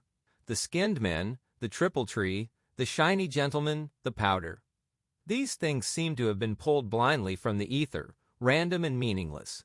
The veil over my eyes was thick and heavy, but I was closer to Baraska than I'd ever been before. I could feel it all around me, but I couldn't see it. I could almost touch it, but I couldn't yet comprehend it. I suddenly realized that Kyle was pulling over off the road, and I snapped out of my contemplation. He put the car in park and turned around to look at me in the back seat. Is this really about Whitney, Sam? Yes. Kimber watched us with worried eyes. Why do you think that? The cops, even your father, confirmed that Whitney ran away. I don't believe them, I said through clenched teeth. Look, Sam, we're getting pretty deep in here, and I am with you every step, but I have to know that there's a reason we're doing this. And pulling Kimber in, too. I have to know this is important to you for the right reasons and not just an obsession. I looked out the window and realized he'd pulled over near the West Rim Prescott Ore trailhead. He was right to worry, and even more so to be protective of Kimber. Kyle was thinking it, and so was I. The powder, if Baraska really did involve moving mass amounts of drugs, did I want to involve my friends any further? This wasn't their fight. I loved these people. Could I really risk their safety for my own curiosities and vendettas? But as hard as I wished I could let them go, I knew I needed them. I have to know what really happened to Whitney, I whispered. Kyle turned back around without a word, and Kimber placed her hand on mine. I jerked my hand away and crossed my arms, and then immediately apologized. Kimber just smiled in a forgiving sort of way. Kyle sighed. Sam. He was interrupted by the piercing ring of Kimber's phone. She scrambled for her cell to silence it, but when she saw the name on the screen, she quickly answered. Dad? Dot. What? Wait, what do you mean? Dad? Dot? No, wait, slow down. Hello? She took the phone away from her ear. Something happened to my mom and she's at the hospital. Tears filled Kimber's soft green eyes. Kyle threw the car in gear and screeched of the parking lot. We made the 10-mile trip to the hospital in as many minutes, which was criminally fast on surface streets. Kyle stopped the car at the emergency entrance, and Kimber and I ran inside. A deputy was there waiting. He refused to answer Kimber's desperate questions as he led us to her father. When the deputy swung open the doors, I saw my dad standing next to Kimber's, and I braced myself for the worst. Kimber's dad took her in one direction, and my dad took me in the other. Before he said a word, I saw Kimber crumble to the floor on the other side of the room. I looked at my dad helplessly, and he gave me a sympathetic nod and pulled me into a hug. We sat down in a corner, and I stared at my hands as he quietly explained that Mrs. DeStaro had gone grocery shopping at around 1 o'clock, come home, put the groceries away, made 2 lasagnas and a meatloaf and put them in the freezer.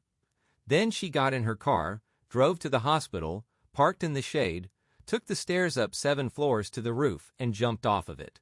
She lived long enough to apologize to the EMT who found her.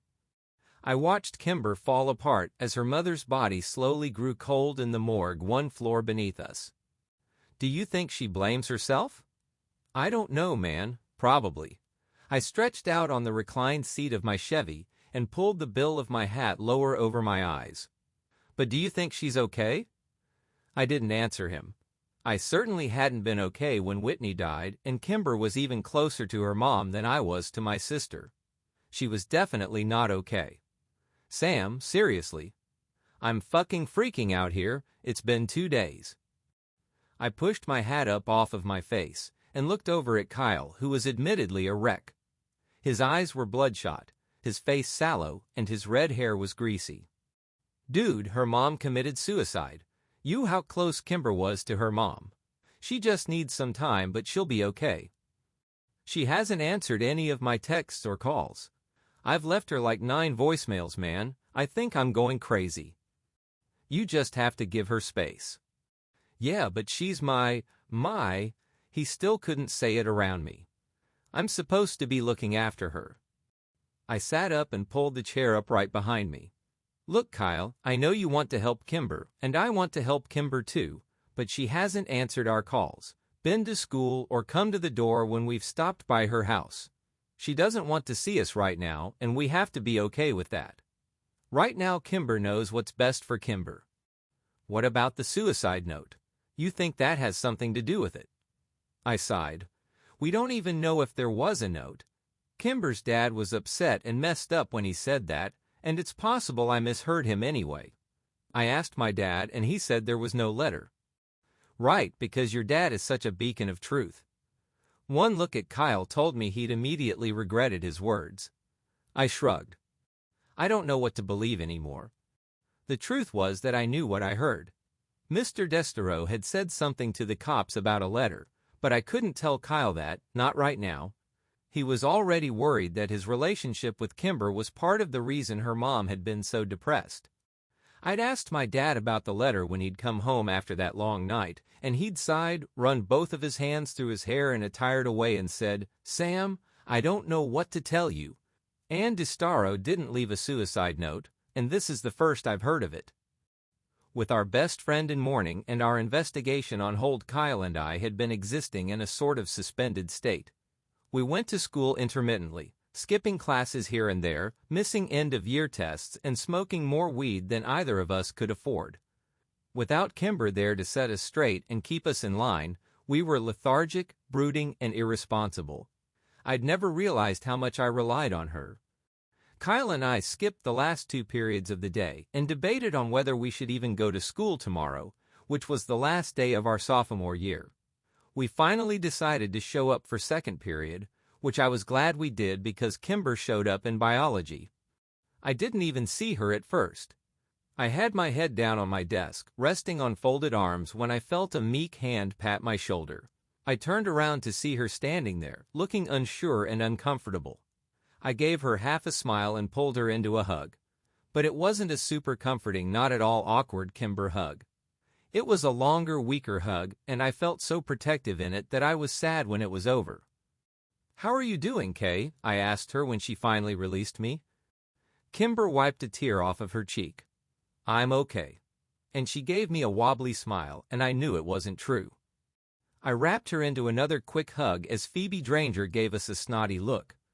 Have you seen Kyle yet? No, I have next period with him. He's been worried about you. I know, she said, sliding her eyes to the floor. Things have been really hard for me at home. It's okay, I said. We're here for whatever you need. Yeah, that's what I was hoping. Whatever you need. Since it was the last day of school, our teacher, Mr. Founder, was just happy to return our graded tests and let us bullshit the rest of the period. Kimber talked about the arrangements for the funeral that weekend and chided Kyle and I for skipping finals to get stoned. When the bell rang, I could see that Kimber was both excited and nervous to see Kyle. As we packed up our bags, I assured her that Kyle wasn't mad. He was just worried about her. She threw her bag over her shoulder, set her jaw and nodded. She was trying so hard to keep it together. As soon as Kyle saw her from down the hall, he slammed his locker shut and walked towards us with such intensity that I began to wonder if maybe he was mad. He pushed past a dozen people without so much as glancing at them and left a curious, if annoyed crowd in his wake. When he finally reached us, Kyle threw his backpack against the wall and swooped Kimber up in the sort of way you'd see in old black and white movies.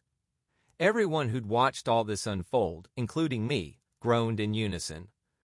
Since most of the teachers weren't even bothering to take attendance that day, I went to calculus with Kimber and Kyle, where they had the same conversation Kimber and I had had last period. Towards the end of the hour, the conversation faltered and became uneasy. Kyle and I exchanged a look over the top of Kimber's head, and I nodded at him. "Kimber," he said quietly, "did you mom leave a letter?" "What?" Kimber asked in surprise. "I heard your dad talking about a letter on the day. On Tuesday," I said. "Oh." As we waited for her to continue, the bell rang for lunch. Everyone filed out of the room, but the three of us stayed still, sitting on our desks. "Kimber," I finally said. She sighed sadly and looked over at Kyle. "Yes." "What did it say?" he asked nervously. "I don't know. I haven't seen it. I asked my dad for it when we got home, and he said I'd misheard him and there was no letter. He said not to mention it to anyone else or I'd just upset people." "Well, then we both misheard him," I said, "which seems unlikely. I've known my dad all my life, and I know when he's lying." People started to filter in for the next period, sliding sympathetic glances at Kimber. Since it was our lunch period, we gathered up our things and walked out to my car, as we always did. I sat in the back seat, letting Kyle and Kimber take the front. Kimber took a deep breath and continued. "I know my dad is lying and I know he has the letter." "Are you sure?" Kyle asked. I could tell he was still terrified that some of the blame rested on him. "Yeah, and I know it contains the name Prescott. I think I even know where it is." "Prescott?" Yet somehow I wasn't that surprised. He was the axis around which everything that was bad orbited. "How do you know it says Prescott?" Kyle asked. "I heard my dad reading it once. I think he reads it a lot, actually." He was sort of sobbing and whispering the words and throwing things in his office. "My dad, he hasn't been well." "Do you think she was having an affair with Jimmy Prescott?" I shook my head. "I'm guessing you need to think bigger than that, Kyle." "I agree," Kimber said to her hands in her lap. "With everything we know about the Prescotts, I'm fairly sure this isn't about an affair. It's all connected somehow, don't you think? My dad was the love of my mom's life, but she only left a letter for me. I think that somehow I'm the one she wronged, not him. You know, I think she did something to me. Or maybe she did it because of me." Kimber's voice broke over the last sentence, and Kyle pulled her over, kissed the top of her head, and whispered words to her that I couldn't hear. "So we need to get the letter," I said after giving them a minute. "Yes, I really need to read it." Kimber's voice was still wobbly. "How do we get it?" I asked. "If it's in the office, we just need to wait until her dad isn't home," Kyle said as he looked out the window. "You don't think I thought of that?" Kimber sighed. "He never leaves his office, not since we got home from the hospital. He sleeps in there. So we need to get him out." "No, we need to get me in. Tomorrow is my mom's funeral, and half of Drisking will be there, including my dad, of course. I need to leave without him noticing and run home so I can go through the office." "Okay, that's easy," I said. "Without my dad noticing. And I need to be back by the end of the service." We both nodded but stayed silent because it looked like Kimber was weighing saying more. My dad, he's been very cold and I think he blames me. Kimber finally said. That's bullshit, Kyle spat. Can you guys help me? Absolutely.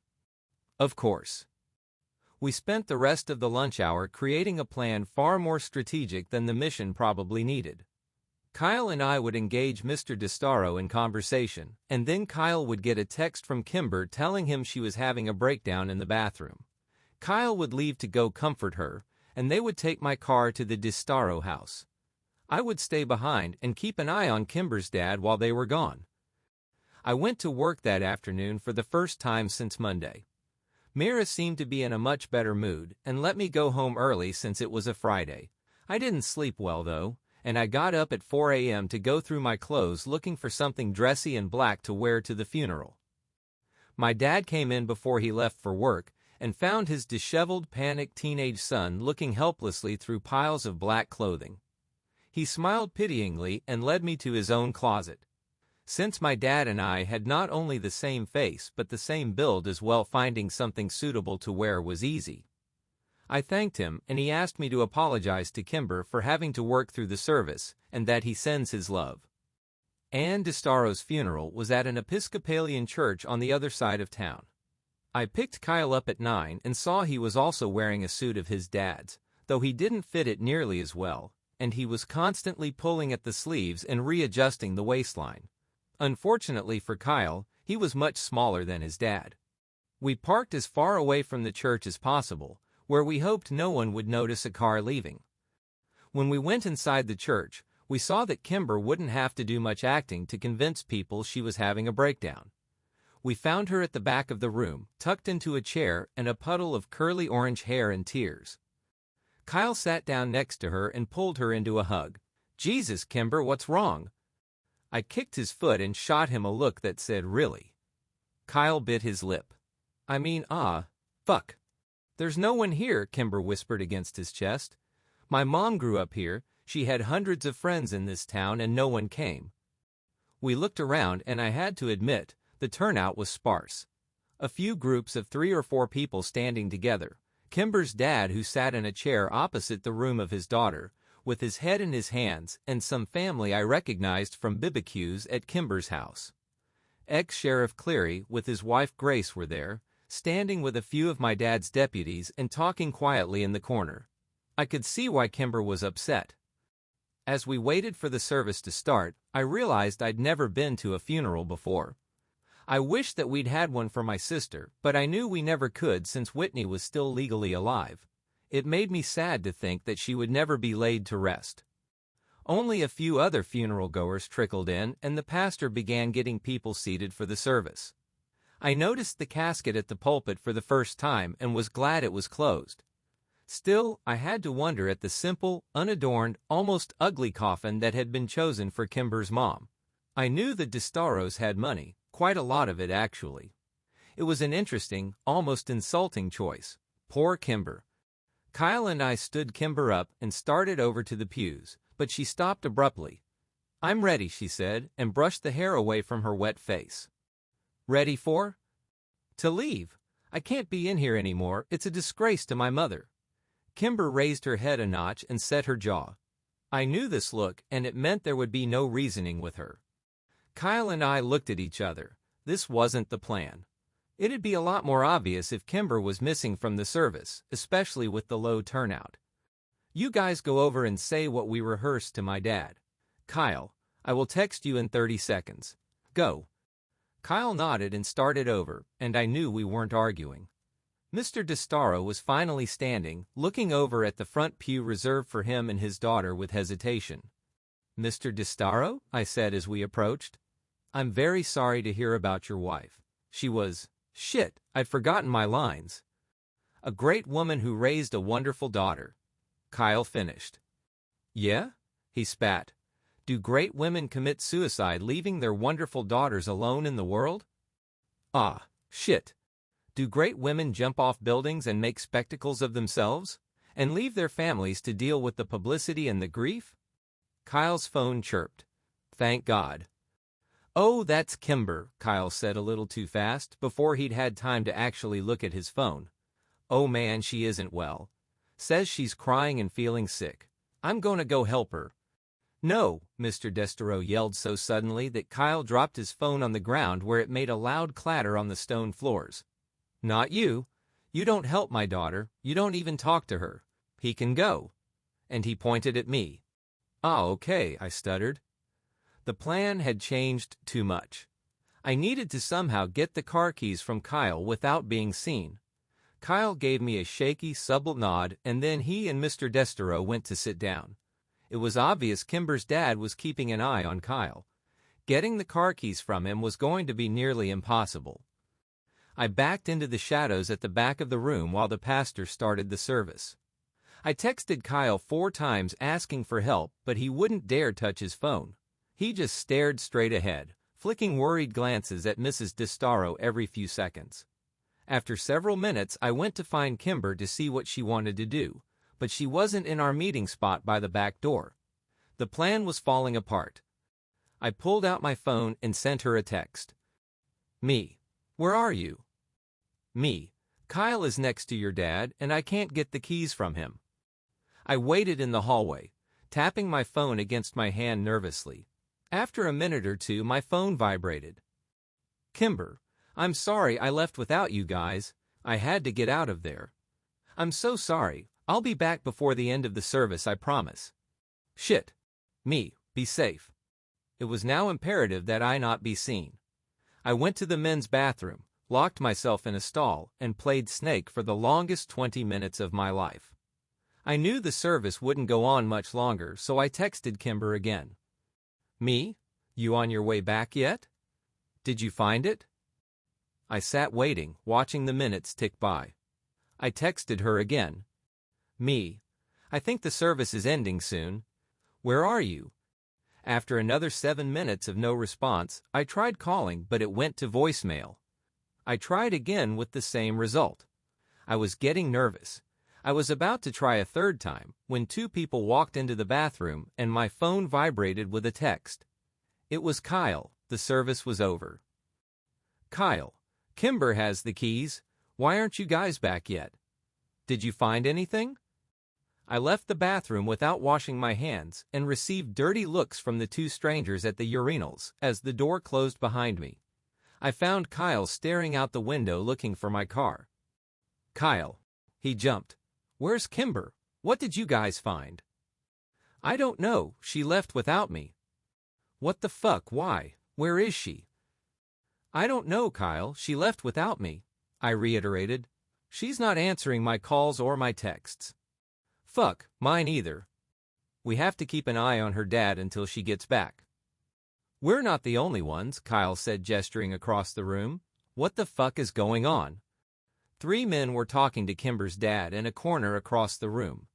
Chief among them was Killian Cleary, who was flanked by his 2 former deputies.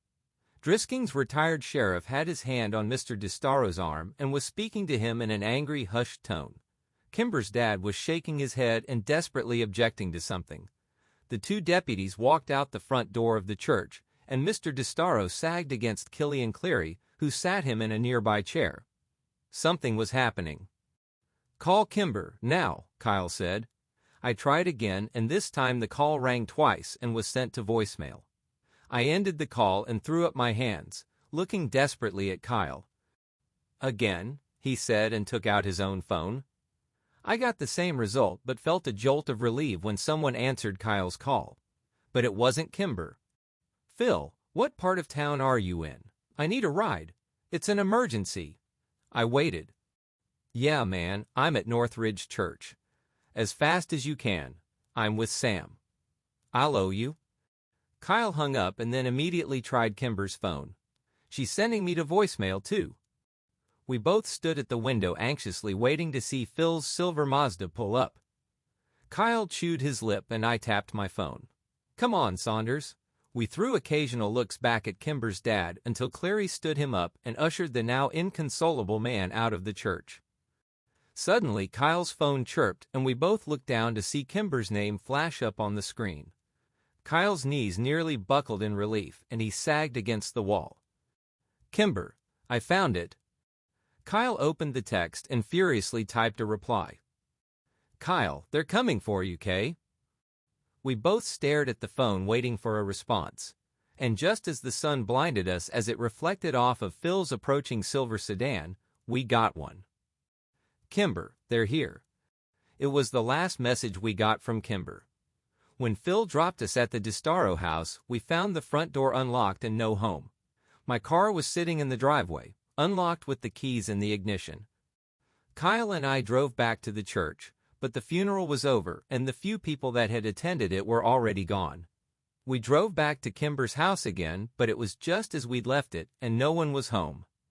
Kyle had lost it by this time and was an absolute wreck. He'd called her so many times I was sure he'd killed her battery. His calls went straight to voicemail and his texts were unanswered. After half an hour of begging from Kyle, I finally called my dad. He answered immediately. Sammy, what's wrong? It's Kimber. She's gone, Dad. We've looked everywhere but her and her dad are missing. She left the funeral early and Killian Cleary was talking to her dad, and then Sampson and Grigg left, and I think they went to her house and they got her, Dad. I think they're still working for Cleary on the side or something, and I think they're doing something bad. Whoa, slow down. Come by the station and let's talk. I'll take a statement from you boys, and I'll send a couple officers over to investigate the house right now. Just calm down, Sam, we'll handle this. I hung up and threw my car violently into reverse, jerking the wheel to the left as I hit the end of the driveway. Sam, how do we know we can trust the cops? I'm not trusting the cops, I'm trusting my dad, I said, my words sounding hopeless, even to me. I turned into the sheriff's office, and Kyle was out of the car as soon as I slowed down enough to park. By the time I got inside, my dad had Kyle by the shoulders and was nodding solemnly at everything Kyle was telling him. When my dad saw me, he motioned for an officer to take us to his office. After a few minutes, he came in and sat down across the desk from us. All right, boys, I'm going to have Officer Ramirez come in a few minutes and take a statement from you both.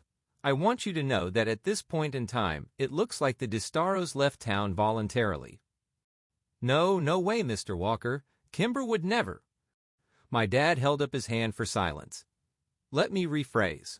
Jacob DiStaro left town voluntarily. Kimber is a minor and has no legal rights here. If her dad said they're leaving, then they're leaving. But she's not answering her phone, and we went to that house, Dad. Nothing was packed. Maybe they're just getting away for a while. Maybe going to a relative's.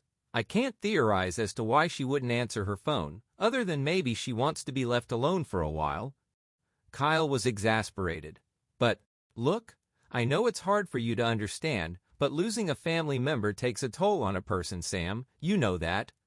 We don't know how people are going to grieve, and we don't have a right to.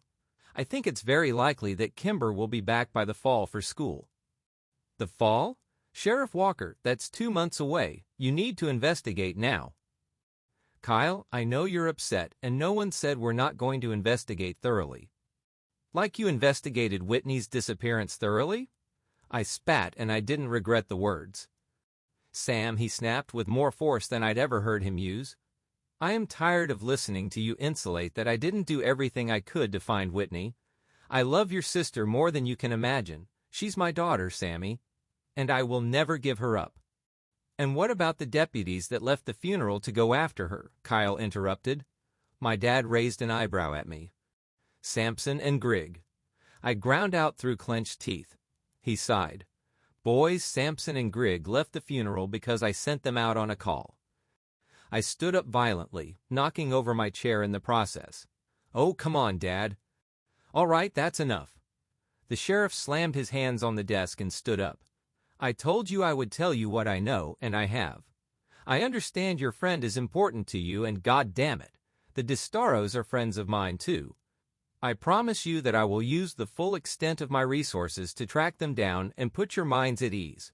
But until then, all I can offer you is the assurance that there is no sign of foul play at this time.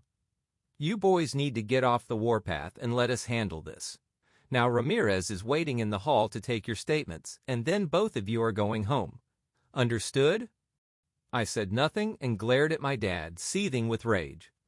Kyle stood up and walked out of the room with no emotion whatsoever. He walked past Ramirez and I followed him out to the car. We got in and I waited for Kyle to say something. I heard a loud sniffle and looked over at him to see his face slick with tears. It was the first time I'd ever seen Kyle, but not the last. "He's lying," he whispered. I just shook my head. I didn't know what to believe. Kyle turned his face away from me. "I know he's lying. Something bad has happened and he's lying about it." "What? What happened?" I heard more sniffling as Kyle tried to collect himself. "Dude, fucking talk to me. What do you think happened? Kimber's gone like all the others, so she's at the place where bad things happen." I punched the steering wheel. How the fuck had this happened? Not Kimber, please not Kimber. Was all of this because of me? Had her mother killed herself because of something I'd done? Something we'd found out? Was Kimber taken because of me? If I thought for 1 minute that that was true, I knew I would crack into tiny pieces. No, not Kimber, no? Yes, Sam, fucking think about it, Kyle yelled at me. It's the treehouse. It's all the same. Baraska, the skin men, the triple tree, your sister, the mountain. It's all the fucking same. It's the Prescott Empire, and now Kimber has been fucking consumed by it. Where do we go? I could feel the warm tears of my own desperation and hopelessness sliding down my cheeks. What do we do? What do we fucking do? Kyle threw his hands up in frustration. We have to go to Ambercott, right? It all starts and ends at the Triple Tree, Sam. Surely you figured that out. We've been to the treehouse 1,000,000 times, Kyle. There's nothing there. I don't know where the fuck else to go, Sam. Rap, rap, rap. I jumped as someone tapped on the window of the car and wiped the tears off my face. I rolled down the window as Officer Grigg leaned down and looked in the car. You boys move along home, all right? Yep, I said, and turned the key in the ignition. Officer Grigg waved at us as we pulled out of the parking lot, but we didn't wave back. The treehouse, Kyle said. We drove in silence, both of us trying desperately to get a hold of ourselves. If we were going to be of any help to Kimber, we needed to be calm enough to think logically. I parked in the space next to the trailhead and saw several bikes tied to the post. As we made our way up the West Rim Prescott Ore Trail, we passed Parker and a couple of his friends coming down it. I nodded to him, but Kyle said nothing, just stared up the trail, reaching for the only place he knew to go. It was almost dark by the time we got to Ambercott, and there was little light left to search for whatever Kyle hoped to find. It took half an hour in the darkness before I finally convinced Kyle that there was nothing there to help Kimber. And though we didn't speak of it, I knew that he and I were both painfully aware of all the sounds of the night. We were scared, terrified down to our very bones, that we would hear the piercing, scraping, grinding, and metal screams of the monster at Baraska that we'd become so accustomed to over the years. We both dreaded it, prayed it would not come, and we did not speak of it. I dropped Kyle at home and promised we would find Kimber tomorrow. I swore we would. He gave me nothing more than a shallow nod and disappeared inside his house. My dad was waiting for me in the kitchen when I got home a few minutes later. I didn't look at him and walked over to the fridge, realizing I hadn't eaten all day. Sammy, sit down. I want to apologize for today. I took out some chicken and cheese and went to the pantry for bread. I know you're scared, and I know that a lot has been going on that you can't exactly relate to, he sighed. Anne had been depressed for a good long while, Sam, over 20 years. That'll weigh on a person. I ignored him and continued making my sandwich. I was dying inside, wondering if I could even trust the man I'd called Dad my entire life. She was suffering, Sam, and sometimes people who suffer that deeply don't know of any other way out. She knew her depression was hurting her husband and her daughter, and maybe she mistakenly thought she was doing them a favor. Mom's depressed, I said without taking my eyes from my task. He sighed. Your mother is coping okay, and this was very different, Sam. Kimber's mom has been depressed since she was in her 20s. Early in her marriage, Anne suffered multiple miscarriages. Infertility can be very hard on some couples, and not even Kimber's birth could totally ease her pain. Dad, with all due respect, I'm tired and I'm going to bed. Kyle and I are getting up early to look for Kimber. I threw the knife in the sink with a loud clang and turned to look at my dad for the first time. Please tell me you're still trying to find Kimber. The sheriff stood up from the kitchen table, looking as tired and disheveled as I felt. I promise, Sammy. And I finally believed him. The next morning, when I pulled up to Kyle's house, Parker came out to meet me. Hey, Parker, I said when I rolled down the window and cool morning air wafted in. Kyle's not here. He left around 5. Stole my dad's truck. He's pissed, so you'd better go. Thanks, man, I said, and then rolled up the window and took off down the street. I drove around all morning looking for Kyle and calling his cell, but he didn't pick up until around noon. Sorry, man, I couldn't sleep. Kyle sounded a bit more stable than yesterday. That's cool. Where you at? I don't know exactly. A rare spot where I'm getting service. You in the woods? Yeah, she's out here, Sam, somewhere in these mountains. I can feel it, I know it. All right, well, let me meet you. Okay, just come down to the West Rim Trail and I'll meet you there. I was only 5 minutes away, so I arrived before Kyle had time to get down the mountain. Mr. Landy's red Dodge Ram was parked haphazardly in a no-parking zone, and I figured it would probably be towed by the time we got back. I doubted Kyle cared at this point, though. I crossed my arms and leaned against my car as I waited for him, staring up the dirty red trail in impatience. When Kyle finally showed half an hour later, he was covered in sweat and dirt and dejection. So? I said, pushing up off the car. No, nothing, man. All right, well, let's keep searching. We hiked miles and miles of the mountain that day, but we didn't find any sign of human life. And for the next few days, if the sun was out, so were we.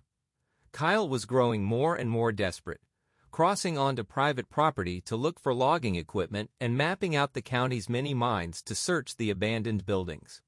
But the mountain was big and the needle buried deep in the haystack. And as the days slipped away, so did Kyle's sanity. Every time I saw my dad, he would give me a sober look and promise me that they were still looking. It seemed to me that even he was growing concerned.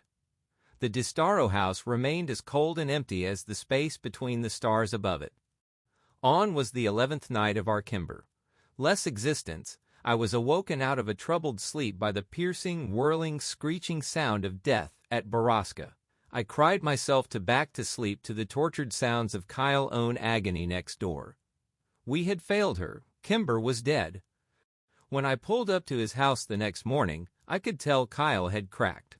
His skin had taken on a yellowed color, and his voice was flat and void of emotion. It's not over yet, Kyle, I said as he dropped into the seat next to me.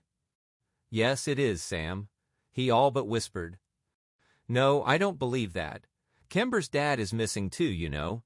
Maybe it was him instead that was, I couldn't bring myself to say it. We're living in hell. Drisking, it's hell in our own reality.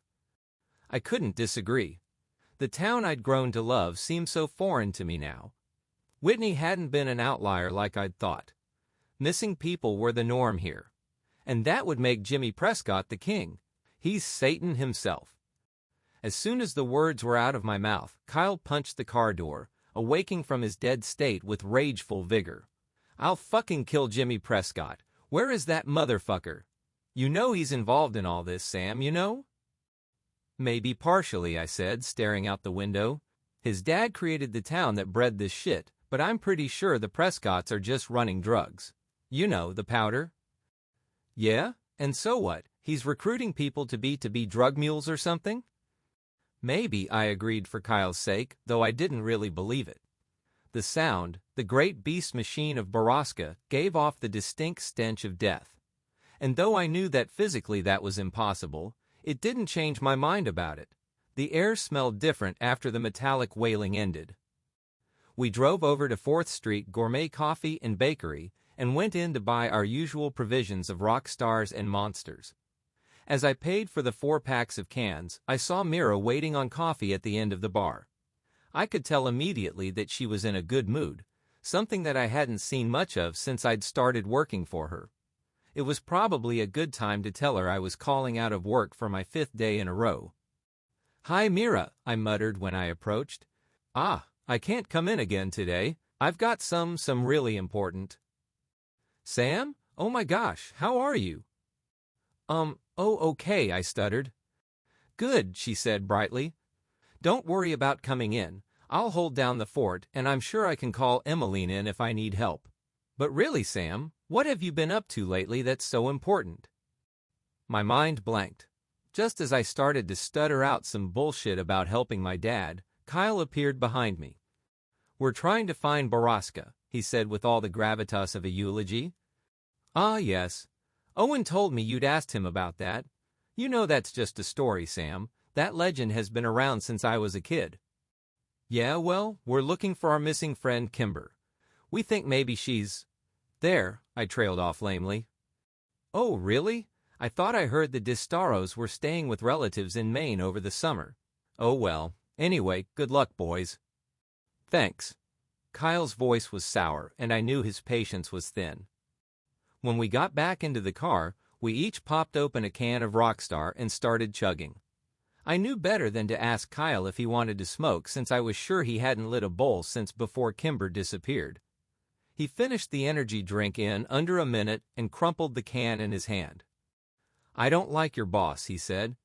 "Mira? Why not?" "I don't know. She's just off." "Well, I mean, she has been going through some things." I wasn't going to elaborate any further. "Why were you asking her husband about Baraska anyway?" "I don't know. I was just making small talk and I thought he might know. He seemed to know about a lot of other things." "And did he know?" "Nah." I took a long gulp of the sour drink and then choked on it when I remembered something Owen had said. "Well, actually, yeah. He said a Baraska instead of just Baraska. You know, like it's a thing instead of a place." Kyle lowered his Rockstar. "And is it?" "Is it what?" "Is it a thing?" "I don't know. I've never heard of it. I've Googled everything weird about this town, but nothing ever came up." "Did you spell it right?" "I don't know," I shrugged. "Do you know how to spell it?" "No."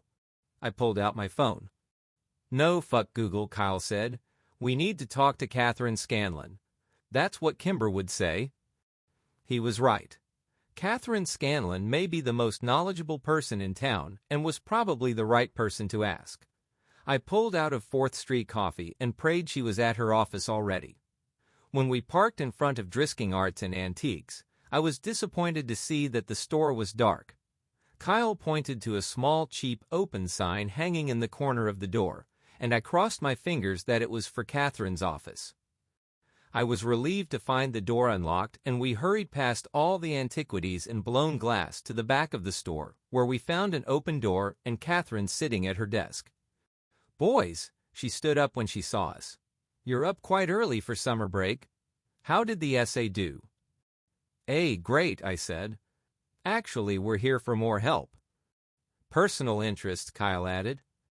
Catherine raised her eyebrows. Color me impressed. I needed to get right down to it. If by some small chance Kimber was still alive, then every second counted. "We're here because we want to know if Baraska is a thing or a place." Catherine raised her eyebrow. "I remember that legend as a kid. I'd actually have to tell you I didn't know if it wasn't for Wyatt. He knew so little about so much," she laughed. "A sort of jack of all trades. Anyway, he told me an interesting fact once about Baraska. It's both." "What do you mean?" I leaned over her desk. "Well, the term Baraska is just old, outdated lexicon. The word was used by miners to describe an underperforming mine." "A mine," I whispered. Kyle shook his head. "We've been looking at mines." "So all the mines in Butler County are Baraskas?" I asked. "Well, generally it's only the first mine in the system to run dry that is called a Baraska." "Do you know which mine ran dry first? In our mining system?" Kyle asked from where he stood near the door, repeatedly clenching and unclenching his fists. Not off the top of my head, no," she laughed. "I can look, though. I think I have those records here somewhere." Catherine walked behind her desk and opened a drawer of loose files. This is an odd thing to be interested in for boys your age, but I guess I should be glad you two are so eager to learn, especially over the summer. Yes, ma'am, very eager, said Kyle. Is the Borrasca the first mine that ran out of ore? Was that by chance the same one those kids disappeared in? The McCaskies? Oh no, I don't think so. That particular mine was the Southwest mine and was very close to town.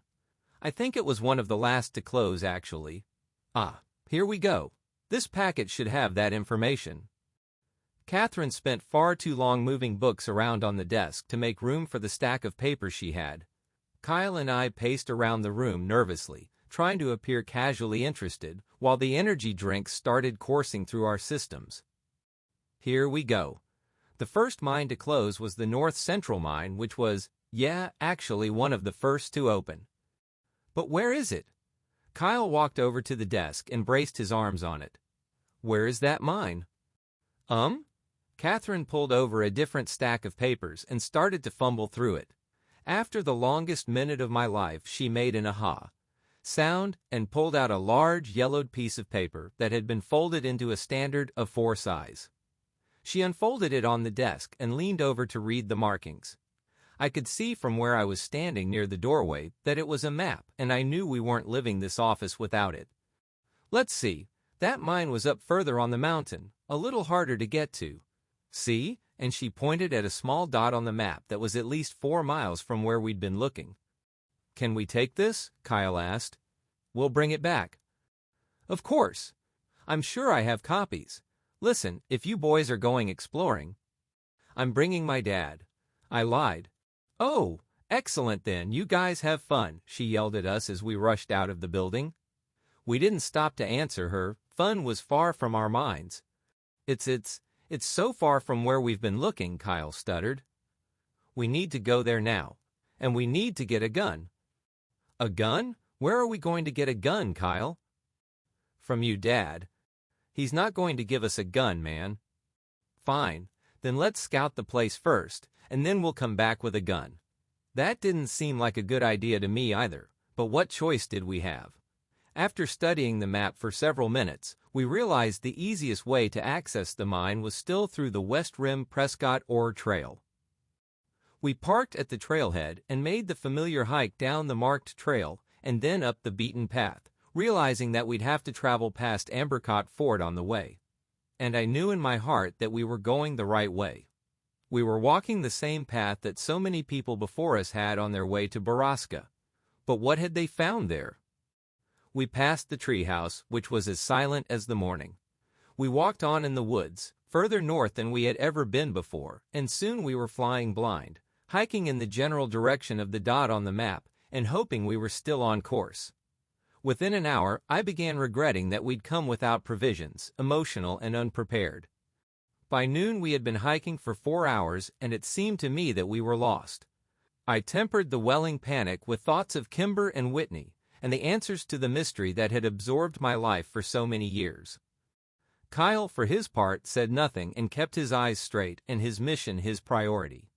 And then, just as the sun teetered on the apex of the day, we saw an emptiness through the trees and the hard lines of man-made buildings. Kyle quickened his step, and I rushed to keep up. When we finally broke through the tree line, I choked on my own deep breath and fell back against a tree as I looked over the quiet encampment. A large wooden signpost that was almost as long as the entire clearing was still standing near the entrance of the mine. It had to be a century old, and though most of the letters had rotted off over the years, from those remaining I could guess that it had once said, Drisking Underground Mine. What was left, however, was, Skin ND Men. Skinned men. That way Kyle pointed to the north end of the camp. We stepped out from the shadows and into the vulnerability of the clearing. There were several large buildings still standing, and the boarded-up entrance to the ore mine was set back in the mountain. We're not getting in there, I whispered. Let's try that building, he said, and pointed toward the one nearby, which was the largest and at least 2 stories tall. We counted to 3 and then ran across the camp to the large wooden doors of the old building. They were cracked open, and when we squeezed inside, I had no doubts that death was indeed present in Baraska. We were standing in what I guessed was a refinery, and in the middle of the room was a large silver, conically shaped machine. A conveyor belt fed into it, and the room had a sour smell. Even the dirt beneath our feet seemed to have taken on a crimson tint. "This is the machine. This is where they take them," I said. "This is the place where people die. Kimber isn't here, come on." I was only too happy to squeeze back out the door of the building and tiptoe around the side. We rounded a corner and almost ran into a recently waxed, shiny green truck parked there. "This is Jimmy Prescott's truck," I breathed. "I know whose truck it is," Kyle growled. We were now on extraordinarily high alert. Kyle dropped to the ground and began to commando crawl around the building. I followed him, waiting to hear a shout or a gunshot, but none came. As we crawled around to the back of the building, Kyle turned around to me and put his finger over his lips, then pointed at a one-story brown building that was only a dozen feet away from us. He got into a crouched position and moved as fast as he could across the gap between the two buildings. I did the same. As soon as I reached the wall next to him, Kyle whirled around and put another finger to his lips, and then pointed up to a window directly above us. There were noises coming from inside, and even to me, a 16-year-old virgin, the sounds of sex were unmistakable. We could hear an animalistic grunting and the tired, objecting groans of an old mattress. Unable to help myself, I whispered, "What the fuck?" to Kyle, but he was already gone, all caution abandoned, running around the side of the building. I followed him in through the first door we came upon and was hit in the face by an invisible wall of filth and suffering. The smell knocked me back, but Kyle kept running. I followed him in, past crates of ramen noodles, MREs, bottled water, and boxes I had no time to read. I crossed another threshold, and I was suddenly surrounded by people. So many people. I skidded to a halt and realized I was standing in a sort of dorm. Rows and rows of beds on either side of me with people strapped to them, some of them wearing dirty rags, and some wearing nothing at all. Many seemed to be bloated, and I waited for one to call out to me, but they all remained silent, some watching me through tired, dead eyes, and others turning away. Looking around, I realized they were all women, and the bloating I saw seemed to be pregnancies. Some were confined to their beds, and others were not. I looked around the room for Kyle, and saw him standing a little further in the long room, looking back at me with the same confused, wild expression I was sure was on my face. I saw the realization cross his and called out to him, but he was already running again. I lost him before I'd taken 5 steps to follow. I figured it was probably best to just keep running, spread out, and look for Kimber. I didn't see her in this room, and I was sure she would have called out to us if she was. I looked around for another door and saw one cracked open on the left behind a row of beds. I stared straight at it as I made my way there, desperate to avoid the wretched, void eyes of the women around me. First we help Kimber, then we help the others. I will come back and help you all, I promise. As soon as I find Kimber. Without a thought, I pushed the door wide open as soon as I'd reached it, and found the source of the noises we'd heard outside. It was Jimmy, something I'd been expecting to see, but the scene before me was not. He was hunched over the bed of an almost unrecognizable, unresponsive Christie, treating her like an animal. She watched me through the slits of her dead eyes, but she didn't call to me for help. I thought I saw a tear run down her cheek before she turned her face away from me to face the wall on the other side. What the fuck? I didn't even realize the words were audible. I had never seen this depth of human suffering. Jimmy's head snapped around to look at me, and briefly registered surprise before he smiled at me in a way that turned my insides to ice. He didn't stop what he was doing, and I wanted nothing more than to run over and push him off of Christie, but to my utter shame, I couldn't force myself to come any further into the room. "Sam! Sam!" Kyle's voice echoed through the building and immediately cured me of my paralysis. I found myself running back into the miners' dorm and away from Jimmy Prescott and Christie. "Kyle! Back here, hurry please, I found Kimber." I followed his voice through the maze of beds and rooms as a cacophony of voices began to follow me. Help us, please. There were maybe only a handful of girls yelling at me, but it sounded thunderously loud as it filtered through my guilt. The weight of their misery dropped down upon me and it almost pushed me into the ground. I'll get help, I'll help you, I promised them as I followed Kyle's voice, still screaming desperately from an adjacent room.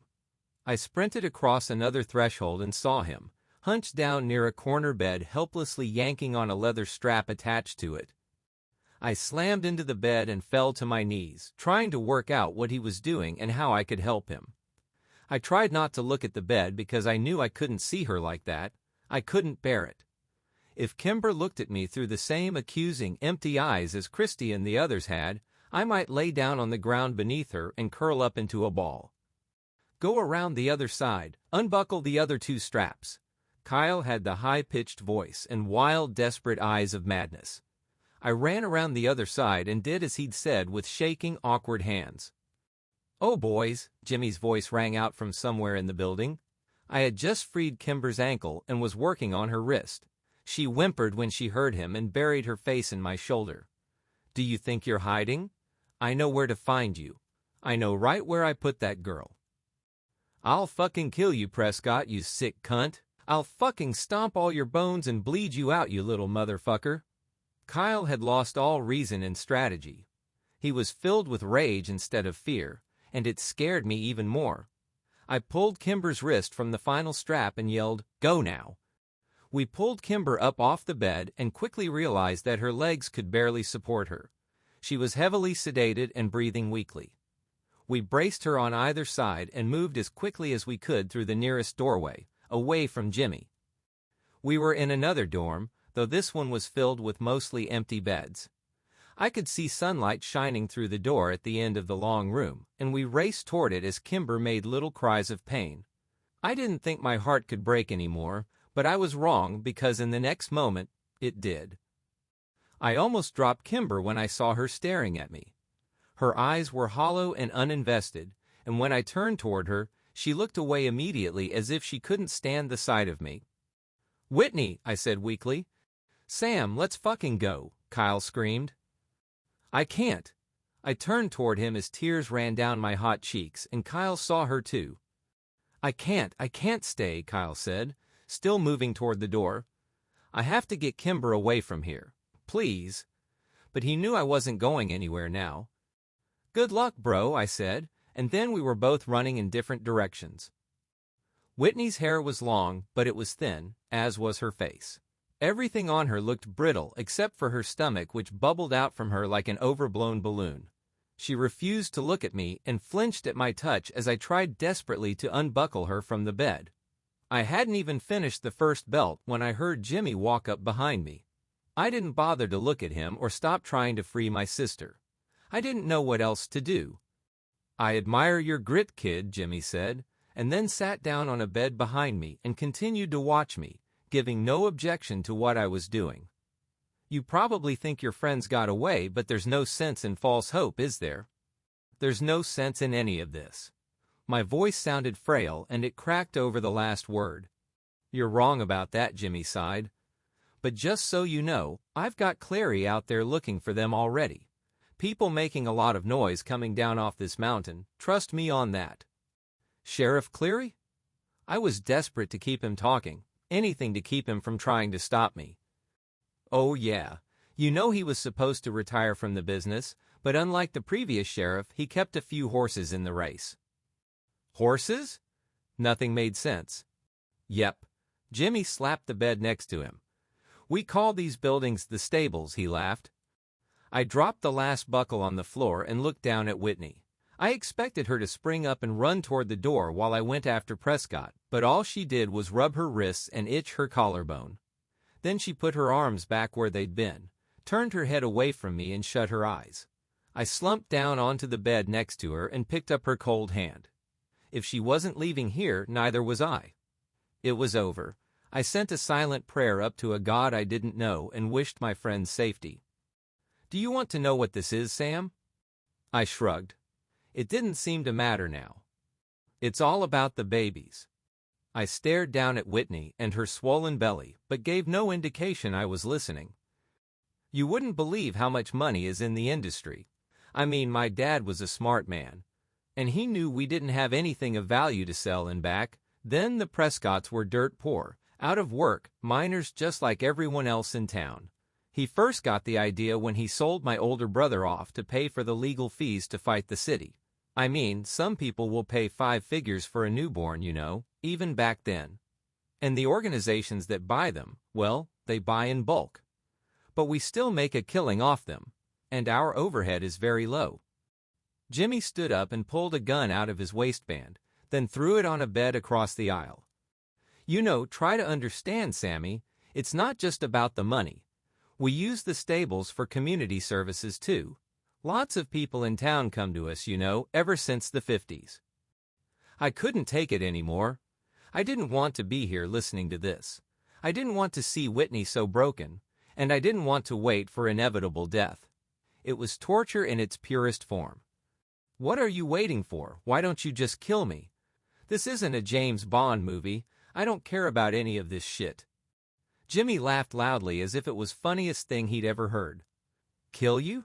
Christ, kid, if I could then I already would have, but I'm not allowed to kill you. I've been trying to decide if I want to fuck your sister right in front of you though. She's not one of mine, but it might be worth it just to see your face. Just kill me and let her go. Fuck, I'll kill myself if you let her go. I stood up from the bed and Jimmy took 2 steps toward me and punched me so hard in the face that I fell back down on it. I moaned as I fought the tears and stars behind my eyes. I can't let her go, you little fuck. She's got one of our community services babies in her. Grace says she's got another week to go, 2 tops. Jimmy looked down at Whitney and frowned. She's been putting out shit babies though, and as soon as this one's out of her, she's got a date with the shiny gentleman.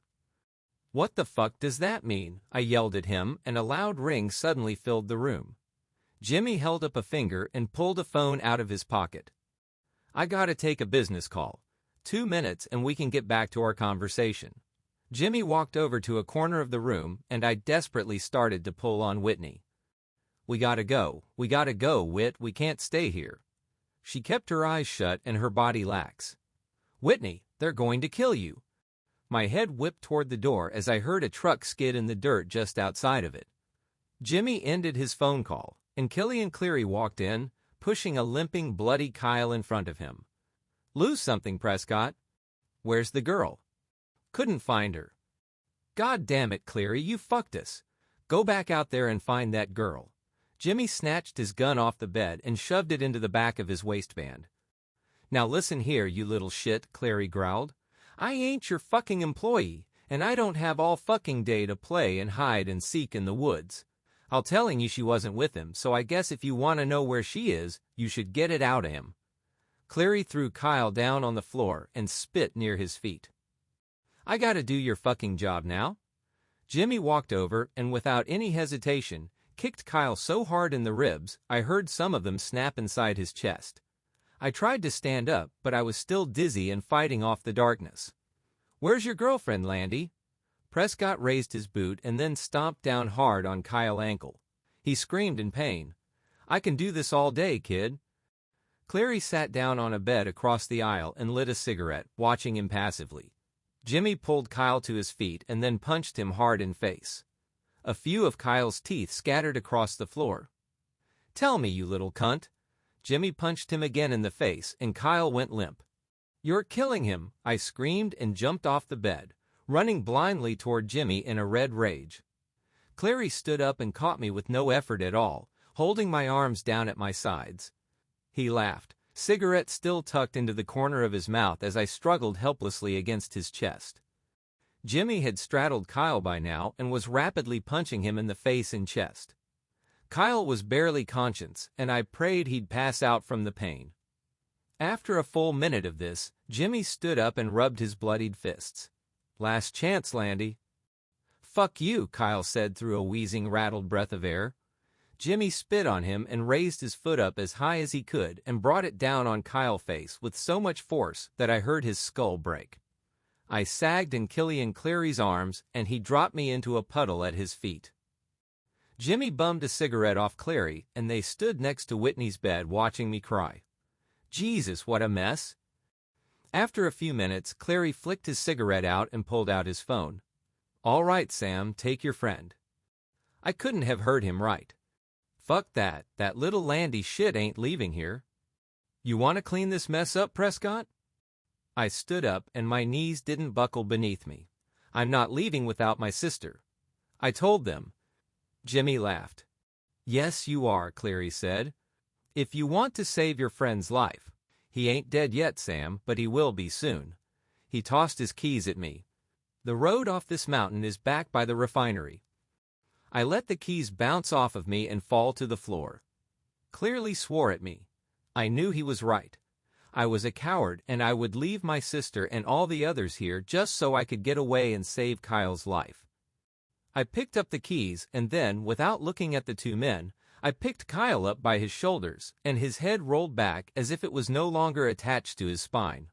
His face was a collage of pulp and blood, and I struggled to stay calm and breathe as I dragged him out of the building.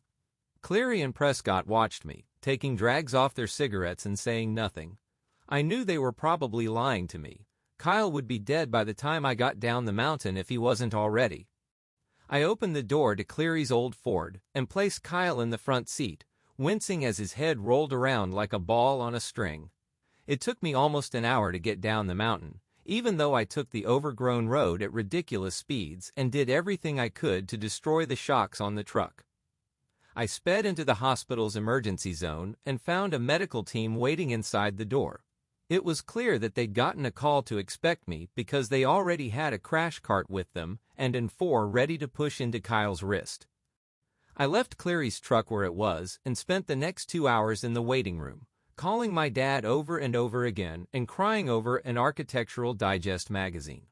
No one came to take a statement from me or ask me any questions. Kyle's mom arrived just before my dad did and started screaming as soon as she saw me. My dad walked in behind her and had a deputy restrain her.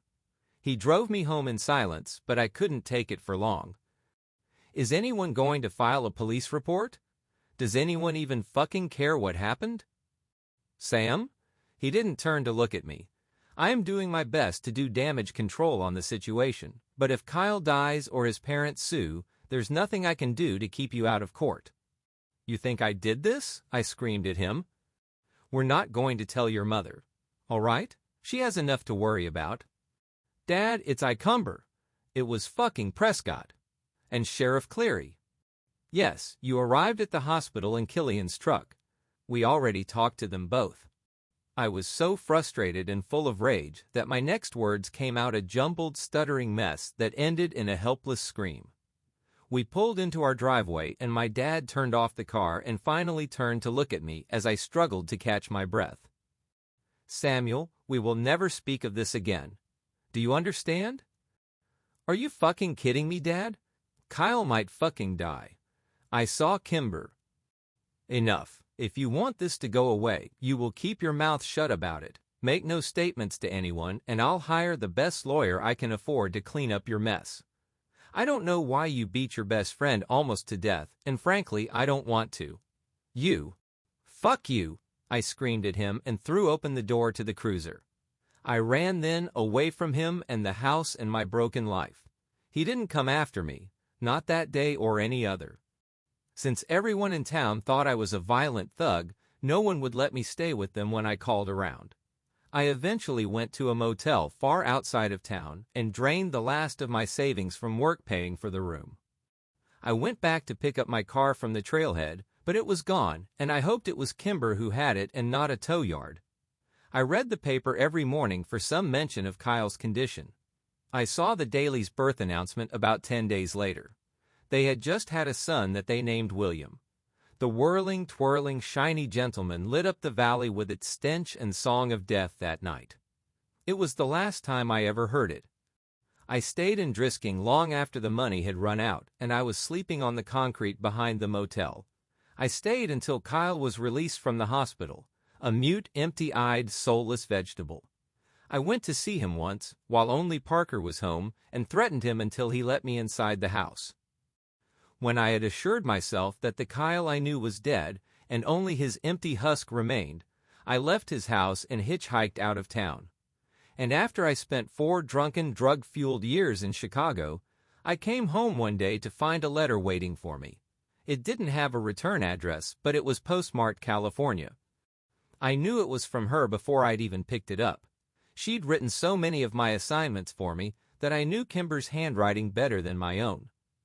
Inside it was a letter. The letter. I read it only once, many years ago, until I sat down to transcribe it today. My Kimber, I know you aren't going to understand why we did the things we did. It was all born out of love. At least it started that way.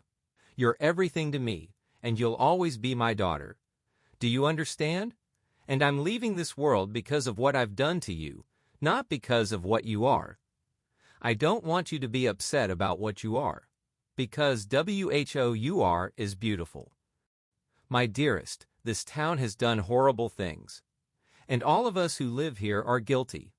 Read this letter and leave this place. I need to tell you all of this. I need to start at the beginning. Somewhere along the way, decades ago, the major population of Drisking became unable to bear children. Most people blame the town for letting the iron ore leak into our water table during the collapsing of our mines. This is the same water table that still provides the town's water today.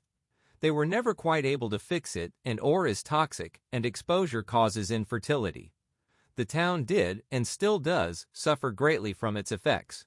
And the Prescotts, they solved the problem that no one could solve. It was an ugly, crass solution, but most people were happy to look away when they were able to raise families again. You see, they took girls, mostly women from other places, and they impregnated them and gave us their babies. And the town came under the care of Thomas Prescott when he started to sell some of the babies on the side for a profit to rich couples. And the sheriff, he helped him do this. But then an ugly rumor started that they were selling to human traffickers. And the Prescotts had to offer triple the price for girls. And in town we began to murmur. But we once again turned the other cheek when the city was suddenly flooded with money because of how well the traffickers paid. People had well-paying jobs again and were proud to call Drisking home. So we said nothing, and those that did were taken to the mountain. Because that is where they do it. There is a place on the mountain where the women are taken, Kimber, drifters, runaways, and, if their parents choose it, sometimes the girls in town are even sold back. They arrange to sell the girls, and they meet them at a tree halfway between our town and their baby mill. Sometimes kids play there now. I think you played there. The Prescotts and the sheriff are the ones who impregnate the girls, and the children are named after them. P children for the Prescotts, and K children for the sheriff. And then, when the women become too sick or too old to deliver profitable babies, they are sent through a giant machine that was used to refine ore, and their bodies are crushed and the blood and skin stripped away, and what remains of them are their stolen children and the dust of their bones. And all that's left of their bodies is the powder that they spread over the mountain to hide our crimes. I'm telling you this, Kimber, because you are one of those children. Most of your friends are one of those children. Please get out of Drisking before your father finds this letter. Run away and never come back, and never speak of it to anyone. Their industry has deep roots now, and the traffickers have lofty connections. Don't tell anyone. Don't keep this letter. Don't look back. I love you. I'm sorry I have to leave you. We all have to answer for our sins, and I'm ready to burn in hell for mine. Love always and forever. Mom,